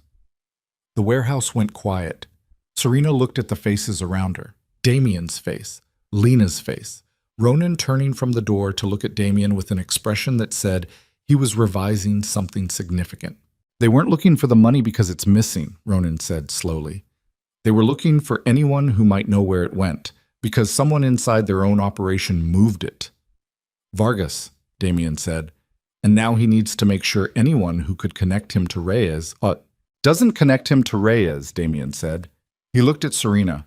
The look was brief and complete and contained something she could only describe as the specific gravity of a person understanding, in real time, That a variable they'd been calculating wrong has just corrected itself in a way that changes the entire result. They weren't coming after you because they thought you knew where the money was. They were coming after me because Vargas needed to know what I'd seen, she said. Whether I could identify him. Whether you could place him at the apartment, in proximity to Reyes, in the weeks before the money went missing. He said it flat and clean, and she heard it the same way. She had seen him 3 times. She could identify him. She could place him, date and time, at a location directly connected to the missing funds. She was the one person whose testimony, to anyone, federal task force, rival organization, anyone with interest in the truth of what had happened, could put Rafael Vargas in the room. Okay, she said. Her voice was steady. So it's not just Cortez you need to remove. It's Vargas. Yes, Damien said, and Vargas is with Cortez right now. Almost certainly. She stood up. The ribs objected, loudly, and she absorbed it and stayed standing. Then what are we waiting for? Ronan made the sound again that was the beginning of a laugh pressed down to almost nothing.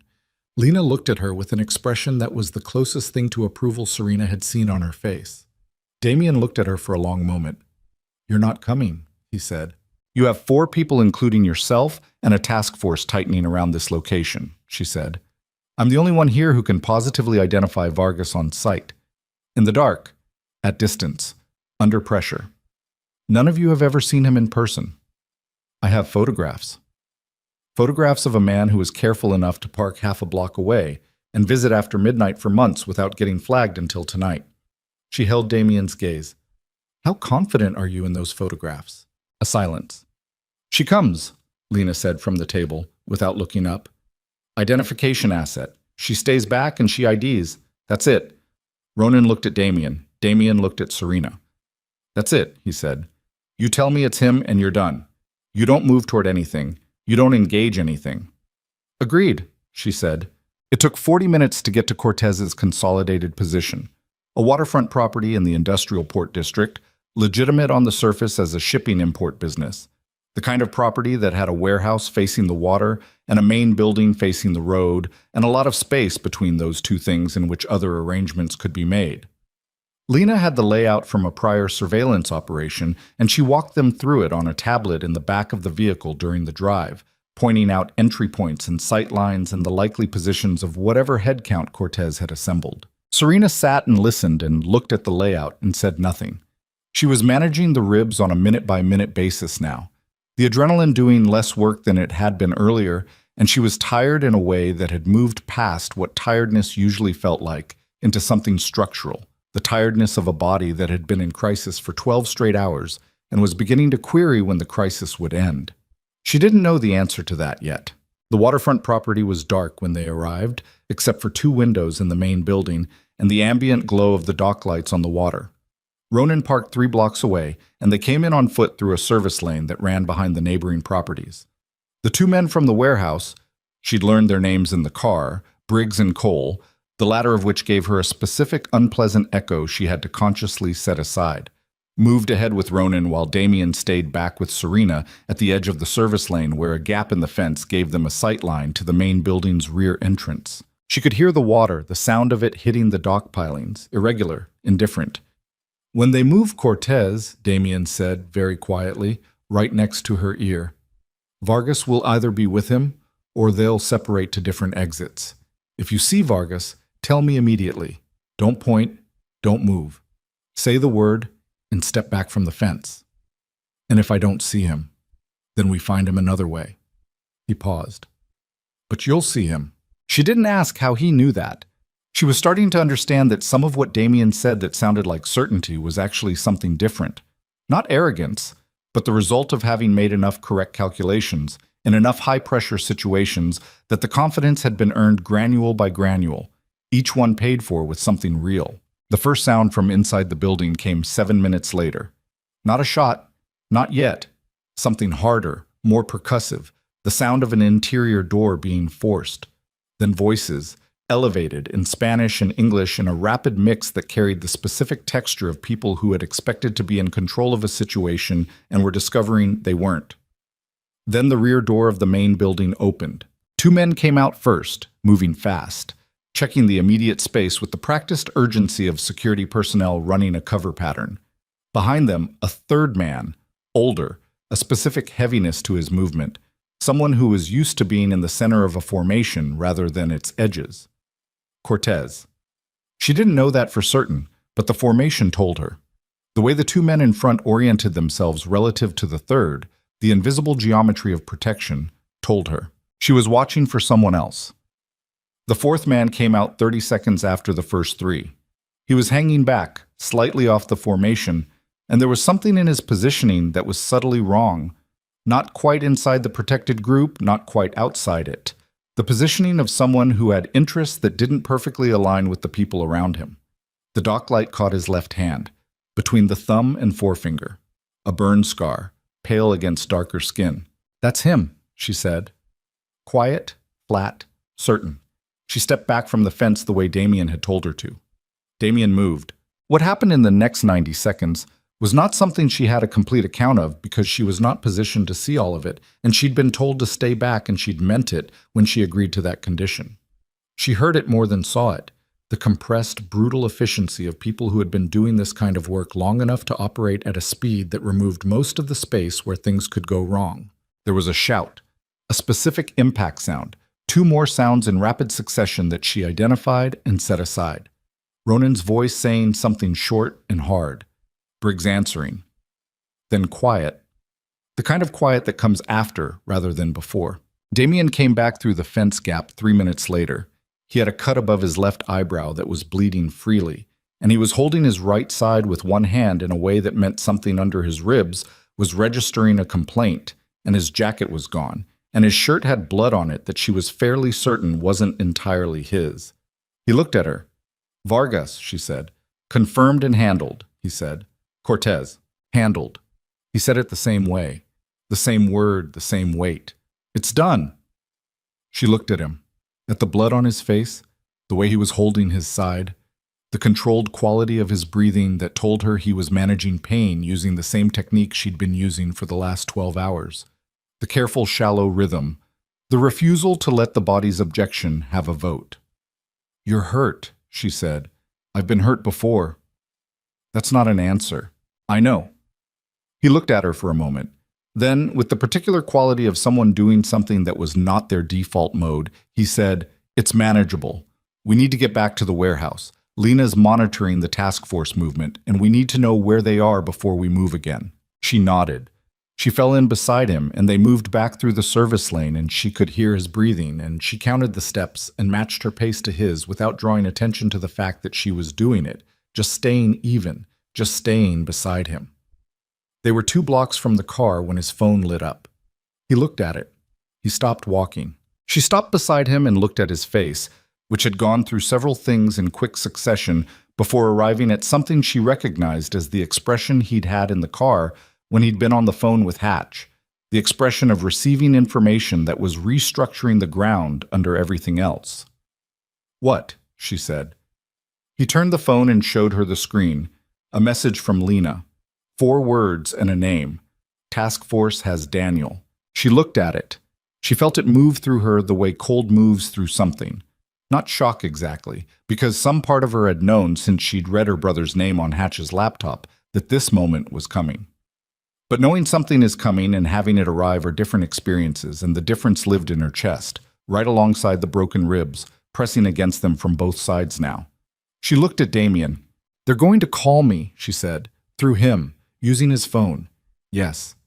And if I don't answer, they hold him until you do." He held her gaze. "Or they use him as leverage to surface you some other way." She looked at the phone in his hand. The screen had gone dark, but the message was still there, 4 words and her brother's name. The task force's last play in a night that had been built out of nothing but plays, moves, and counter-moves, and the specific human wreckage that accumulated at the intersection of all of them. She had run out of options that didn't cost her something she couldn't afford to lose. "Give me the phone," she said. Damien looked at her. "Serena, give me the phone," she said, and her voice had the same quality his voice had been carrying all night, the voice of someone who had already made the decision and was now simply in the process of executing it. Damien held the phone for one more second. Then he gave it to her. She looked at the dark screen. She thought about Daniel, 31 years old, accountant, girlfriend named Paula, a cat with a stupid name she could never remember, a man who had kept an offer open for over a year even when she kept turning it down, who had left a light on in a metaphorical sense every single time she'd walked away from the exit he kept pointing toward. She thought about what it had cost him to get that call today. Federal agents at his door, or his office, or wherever they'd found him, telling him his sister had been taken by a dangerous man, that she was in over her head, that the only way to help her was to cooperate. She thought about what he'd felt when he heard those words. Because she knew Daniel well enough to know he wouldn't have questioned it, wouldn't have asked for a lawyer or demanded verification, would have just said, yes, tell me what to do, I'll do anything. That was who he was. That was the specific shape of his decency, and they'd used it like a key. She looked at Damien. When I call him, they're listening. Yes. And whatever I say, they'll use to either locate us or build their case. Yes. So what I say has to accomplish two things at once, she said. It has to convince Daniel I'm all right and not being held against my will. Genuinely convince him, not just say the words because he knows me well enough to hear the difference. And it has to not give the task force anything they can use. Damien was quiet for a moment. That's a narrow line. I know. She turned the phone over in her hands. But Daniel has a tells, things he says when he's being coached, when he's nervous, when he's reading from something someone else wrote for him. I'll know if he's being fed lines. And he'll know if I am. She paused. We grew up in the same house. You learn to read each other that specific way. She dialed. It rang once, half of a second ring. Then Daniel's voice, tight and too fast in the way of someone who had been sitting with a phone in their hands, waiting for exactly this sound. Serena. Hey, she said. Just that, first. Just the word, light, the way she'd said it 1,000 times. A beat. She heard him recalibrate, heard him hear her, and hear that she wasn't broken, wasn't panicked, wasn't being held at gunpoint in the immediate cinematic sense, and heard him try to figure out what that meant. Are you... He stopped, started again. Where are you? I'm okay, she said. I know you've had a bad day. I'm sorry about that. Serena, they said... I know what they said. She kept her voice even and warm, the specific register she used with him when she was being honest without being alarming. It's more complicated than what they told you. I'm not in danger right now. I'm with people who are making sure of that. A silence. She heard other sounds in the background. The specific quality of a room with more than one person in it. Someone shifting weight. The faint sound of something electronic. Daniel, she said, I need you to listen to me really carefully. Not to them, to me. You know how to do that. Another beat. Yeah, he said, quieter, more himself. Yeah, I know how. I'm going to be out of contact for a little while longer, not long. And when it's over, I'm going to come find you and I'm going to explain everything. And you're going to have about 47 questions and I'm going to answer all of them. She paused. But right now, I need you to tell the people in that room with you that you spoke to me and I sounded all right and you're not going to be used as a way to find me. Can you do that? The silence this time was longer. She heard him breathing.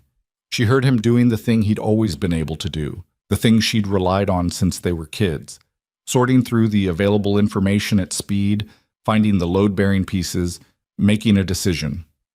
You're sure, he said, that you're okay? I'm sure. The guy they told me about is not what they told you he is, she said. That's one of the 47 questions. I'll answer it. Another pause. Then, very quietly, in a register that meant he'd turned slightly away from whoever was in the room. The cat's name is Rutherford, in case you were ever going to ask. She almost laughed. Her ribs stopped her. Rutherford, she said. That's a terrible name. Paula named him. I had no say. Tell Paula I said hi. Serena, I'll find you, she said. Promise. She ended the call. She stood on the dark street with the phone in her hand and her ribs grinding and the smell of the waterfront 3 blocks behind her, and she held herself very still for exactly 10 seconds. Then she handed the phone back to Damien. He took it. He looked at her face for a moment, reading it. He'll hold, she said. He won't help them find me. You're sure? He's my brother. She started walking toward the car. I'm sure. They made it back to the warehouse without incident, which felt provisional rather than reassuring. The absence of immediate crisis in a night built entirely out of crisis had the quality of a held breath rather than actual safety. Lena was at the table where they'd left her, 3 more windows open on the laptops, and she looked up when they came in, and her eyes went directly to the cut above Damien's eyebrow and the way he was holding his side. Sit down, she said. I'm fine. You're bleeding on my floor, Lena said. Sit down. He sat down. Serena sat down across from him without being told, because the option no longer felt optional. Lena produced a first aid kit from a cabinet under the table, a serious one, the same category as the one in the car from the previous night, and Serena had a brief sideways thought about what it said about a person that they kept serious first aid kits in all their locations. She took it from Lena before Lena could move toward Damien. He looked at her. Let me, she said. Not a question. He held still. She worked methodically. The cut above his eyebrow first, not deep enough to need stitching, but long enough that closing it properly mattered, and she used the butterfly strips from the kit with the careful precision of someone who'd had enough practice with this kind of thing that her hands knew the angles. He didn't move while she worked. He watched her face with those still dark eyes, and she was close enough that she could see the effort in that stillness, the controlled quality of a man who wasn't accustomed to being on the receiving end of this kind of attention and was deciding how to exist inside it. Your side, she said, when she'd finished the eyebrow. It's bruised, maybe cracked. Nothing I can do about it here. I know. She sat back. That's not why I said it. He understood. He lifted his shirt on the right side, and she looked at the bruising that was already developing, dark and spreading, the specific pattern of something that had hit hard and concentrated. And she pressed 2 fingers against the worst of it the way she'd learned to check her own ribs, feeling for the give that meant fracture versus the solidity that meant bruise. He drew a sharp breath. Cracked, she said. At least 1, possibly 2. Like yours, he said. Like mine. She sat back. Welcome to the club. The membership benefits are terrible. Something moved in his expression. The crack again, wider this time, and underneath it something that was tired and human and more visible than he'd allowed it to be at any point in the last 12 hours. Serena, he said. Don't, she said. I need to... Don't apologize, she said. Not for tonight. I made every choice I made tonight. You told me I could leave, and I stayed, and every decision after that was mine. She met his eyes. What you can do is tell me what happens next. The task force. With Cortez and Vargas gone, does the Ortega organization have enough left to... Without Cortez and Vargas, the financial network collapses, Lena said from the table, not looking up. The Ortega operation in this city ran through those 2 specifically. The product side, what little of it there was, operated independently and will continue to, but the money infrastructure is gone, which means the organization's capacity to fund any kind of coordinated response is gone with it. The street-level people, Ronan said. He'd come back in while she was working on Damien's ribs, quiet as always, taking up his position near the wall. They'll regroup eventually. New leadership, but that takes months, and they're going to be looking inward first, figuring out what happened to their operation. They're not going to be looking at her. And the task force, Serena said. This was the question with the most weight in it, and everyone in the room knew it. Lena took her glasses off her forehead and put them on properly, and looked at her screens. They have a case built over 14 months primarily targeting Damien's operation, with their primary inside source. She glanced at Hatch briefly, who was sitting against the far wall in a silence that had been getting more complete since they'd returned. Compromised and their surveillance targets no longer at any of the locations they've been watching, they have a significant evidentiary problem. What they have is records, movement data, Hatch's testimony. She paused. What they don't have is the kind of active operation that makes prosecution straightforward. That's not the same as gone, Serena said.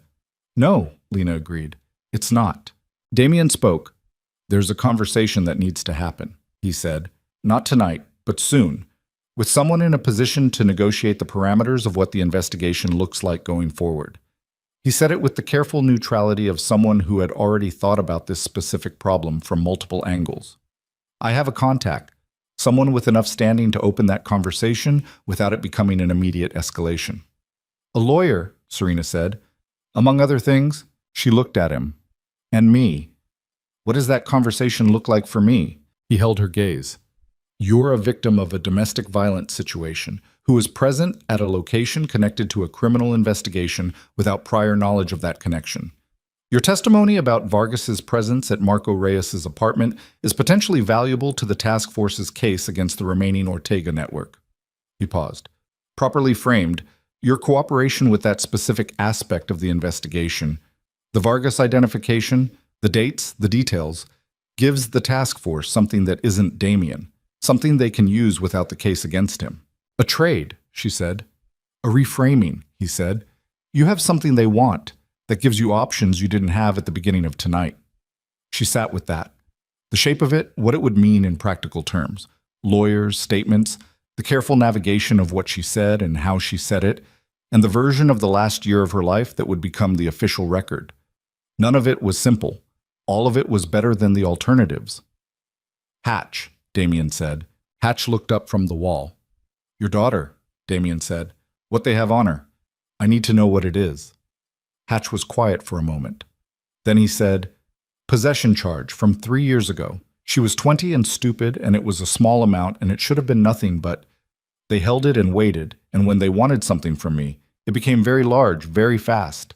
Give Lena the case number, Damien said. The arresting jurisdiction and the case number. She'll find it. He looked at Lena.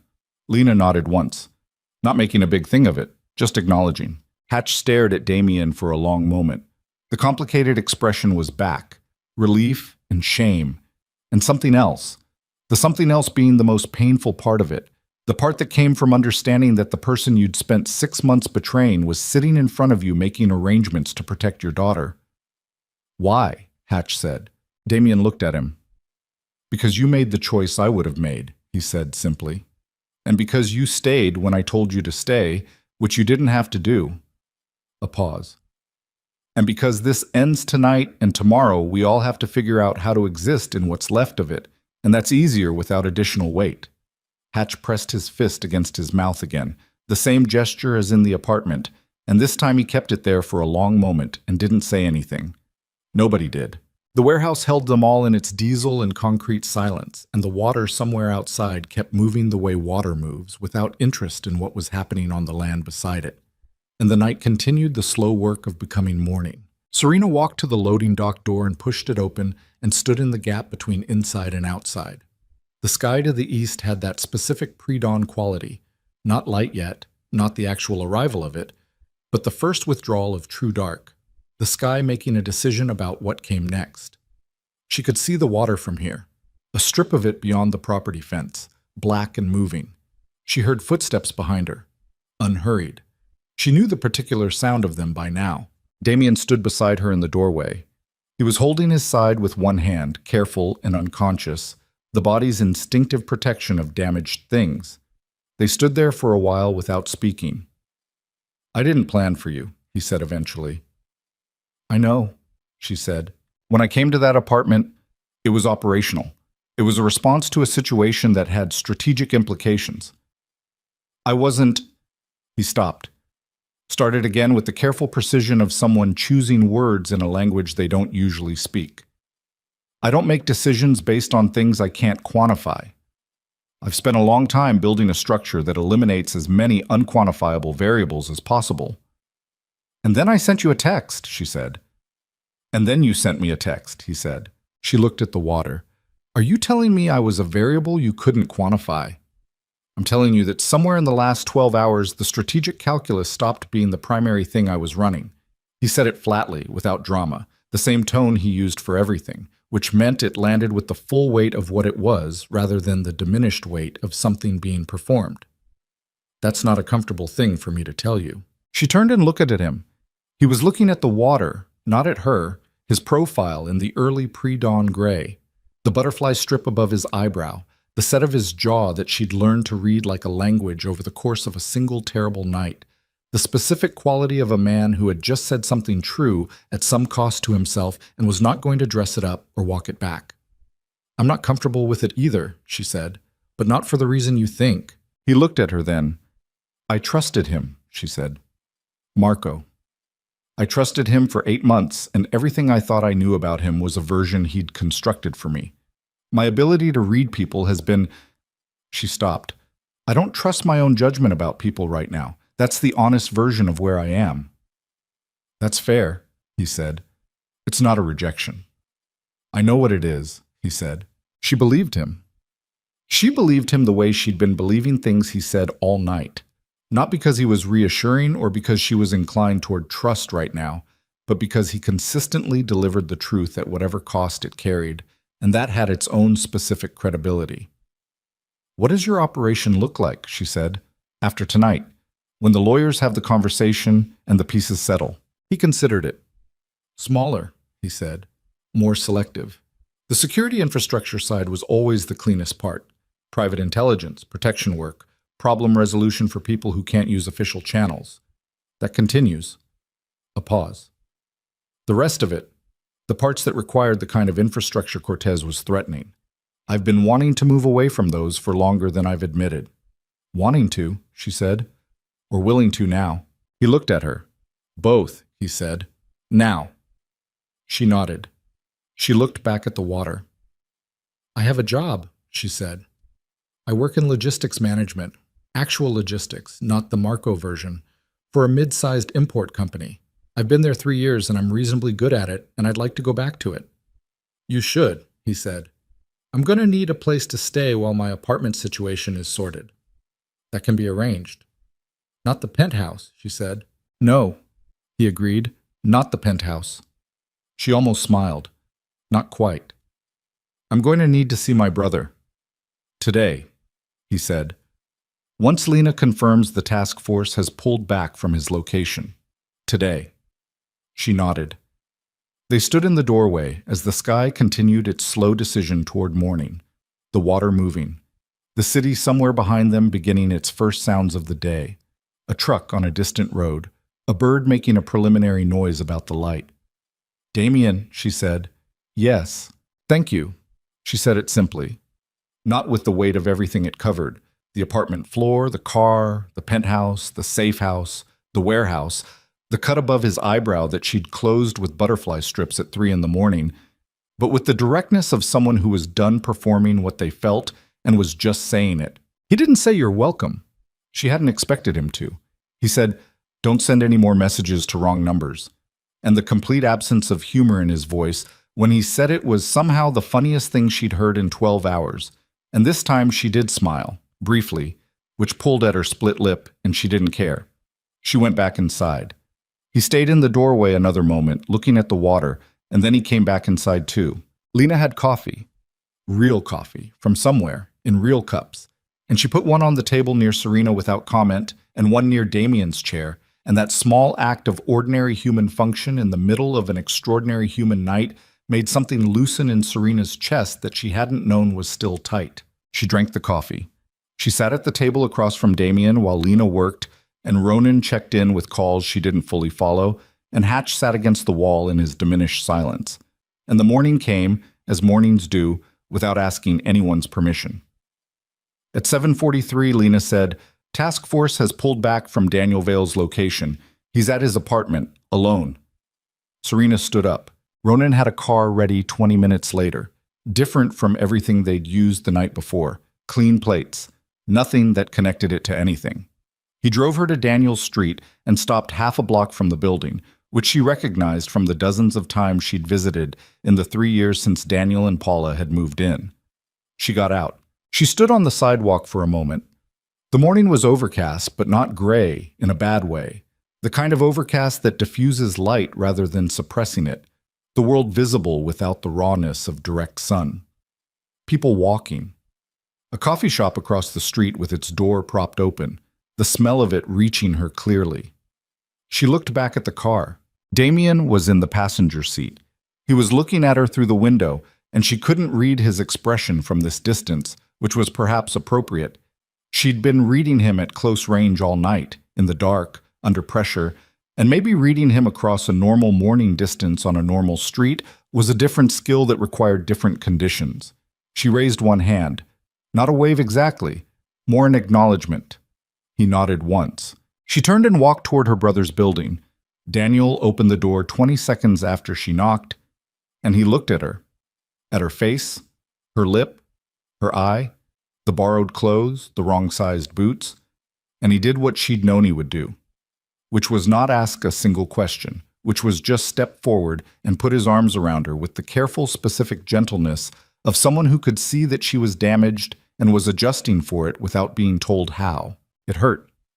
The ribs objected catastrophically. She didn't pull back. She held on for a long time. When he finally let go and stepped back, he had the look of someone who was storing approximately 47 questions in an orderly queue and was exercising genuine discipline about not releasing them all at once. "Rutherford is in the kitchen," he said. "I don't want to meet Rutherford," she said. "He has a terrible name. He's a great cat. He's named Rutherford. He doesn't know that." Daniel looked at her. "You're okay." "I'm okay," she said, not performing it, just saying it, and finding that it was true in the essential sense, in the sense that mattered, in the sense that tomorrow and the days after it were going to be navigable rather than not. "The guy," Daniel said. "Careful. The one you were with." "Which one?" she said. He blinked. "Long story," she said. 47 questions, I promised." "Come sit down," he said. "I'll make you something to eat." She followed him into the apartment and sat at his kitchen table, and Rutherford came in from wherever he'd been and investigated her boots with the thorough indifference of an animal who had determined she was not immediately relevant to his interests and was confirming it through direct research. She looked at the cat. He looked at her. She reached down and scratched behind his ear, and he permitted this for exactly 3 seconds before walking away to sit in a square of light by the window, satisfied with whatever conclusion he'd reached. She looked at the square of light. She thought about the night in a way that she hadn't been able to while she was inside it. The totality of it, the arc from kitchen floor to this kitchen table, the distance between those two places measured not in miles, but in whatever unit measured the gap between who a person was and who they became after a night like that. She wasn't going to call it transformation because that was too clean, too complete, too much the language of something resolved, when what she actually felt was the rawness of something that had changed and hadn't finished changing yet. But she was alive. She was at her brother's table, and there was coffee coming, and a cat with a terrible name was occupying a square of light, and somewhere across the city, a man with a cut above his eyebrow and cracked ribs was doing whatever the morning required of him, and none of that had been remotely predictable from any position she'd occupied prior to last night. The wrong number. She'd thought about it in the car, in the warehouse, in the spaces between every other thing, the improbable chain of causation that ran from a shaking hand and a blood-blurred screen to everything that had followed. She didn't assign it meaning beyond what it actually was. A mistake, a misdialed contact, a random collision between her particular crisis and a particular phone. She didn't need it to be more than that. What she did know was that who you reached in the worst moment of your life sometimes came down to a single digit, and that the world did not sort carefully between the numbers you meant to dial and the ones you didn't, and that some of the most significant things that had ever happened to any person alive had started exactly that way. Not with intention, not with design, but with a hand that shook at the wrong second and landed somewhere unexpected. You could spend a long time deciding what to call that. She'd decided to call it Tuesday. Daniel set coffee on the table in front of her and sat down across from her and looked at her face with the patient, careful attention of someone who loved her and was willing to wait for every single one of the 47 questions. "Start wherever you want," he said. She wrapped both hands around the mug. The warmth of it moved into her palms, past the scraped skin, into something deeper. "There was this man," she said, "and I sent him a text by accident." She told him everything. Outside, the city continued the ordinary work of a Wednesday morning. The traffic, the voices, the 10,000 small transactions of people moving through their lives with no idea what had happened in the dark beside them the night before. The sky held its overcast light, even and diffuse, the kind that made everything visible without making anything harsh. 3 months later, Serena was back at her desk. The logistics company had held her position, compassionate leave, they'd called it, after the conversation with HR that she'd navigated carefully with the help of a lawyer whose number Damien had given her and who had asked no more questions than were necessary. Her apartment was gone. She'd let the lease expire rather than go back to it.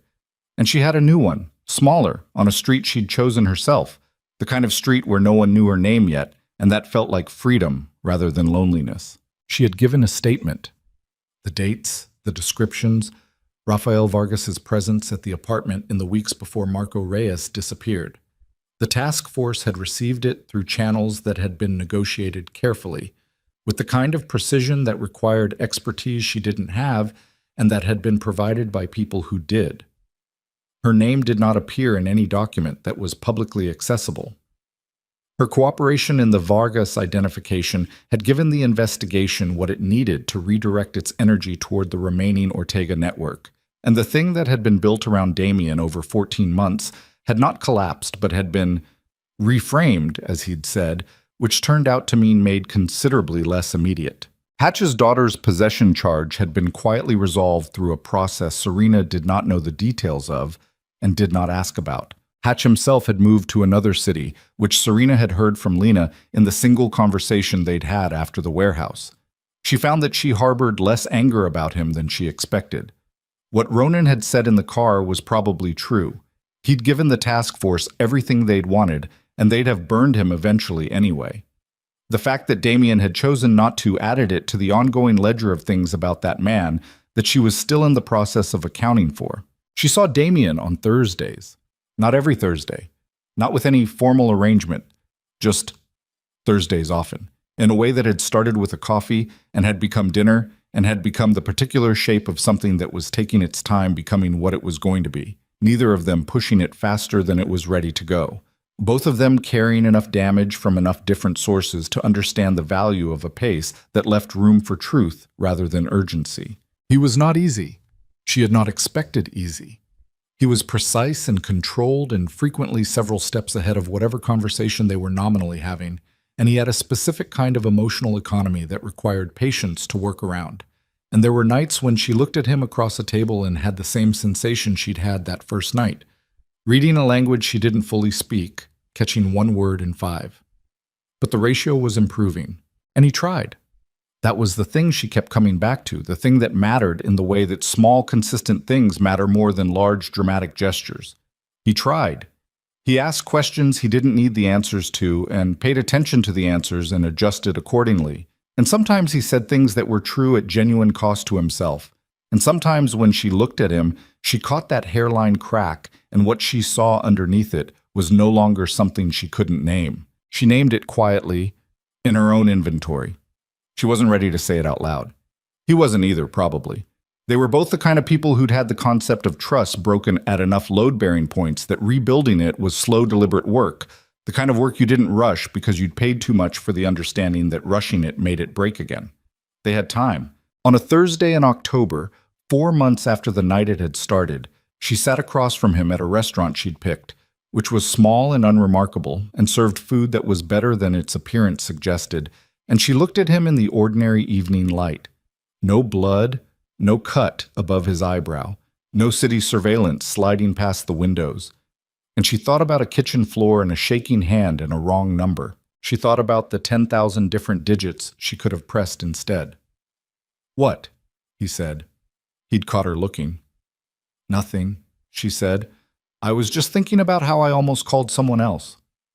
He looked at her, the stillness, the dark eyes, the particular quality of attention that she'd thought was coldness on the first night, and now understood was simply the way he looked at things he was treating as important. "I know," he said. "Does that bother you?" she said. "The randomness of it." He thought about it. He actually thought about it, which was something she'd come to appreciate. He didn't answer questions before they were finished, didn't fill space with the first available response. "No," he said. "The randomness is the only part that makes sense to me." She raised an eyebrow. "Everything I build is deliberate," he said. "Every system, every structure, every plan. The things I've gotten wrong in my life have almost all come from believing that deliberate was enough. That if you planned carefully enough, you could eliminate the variables." He looked at her. You were the variable I didn't plan for. That's not something that bothers me. That's the only part of the last 4 months I'm entirely certain about. She looked at him for a long moment. That might be the most words you've said consecutively since the first night, she said. Don't get used to it, he said. She smiled. It didn't pull at her lip anymore. The lip had healed, the way things do, imperfectly and completely, leaving only the faintest evidence that it had ever been otherwise. She picked up her coffee cup. He picked up his. Outside, the city did what cities do. Moved, breathed, carried 10 million separate lives in its currents without awareness of any of them. Indifferent and enormous, and full of the specific accidental collisions that make one life different from the life it would have been otherwise. Serena Vale had learned something in the space of one night and 4 months that she hadn't known how to learn in all the years before it, something she couldn't have been taught because it only came from the inside of experience rather than the outside of it. That survival wasn't the whole point. Survival was the floor, the minimum, the baseline, the thing you fought for when fighting was all there was.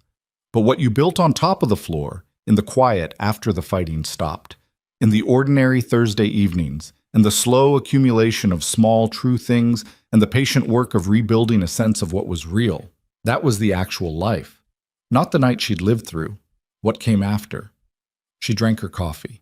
Across the table, Damien was watching the street through the window with the expression she now knew was not coldness, but simply attention. The way he looked at things that mattered, and then he turned and looked at her, and for a moment neither of them said anything at all. It was enough. It was, in fact, exactly enough.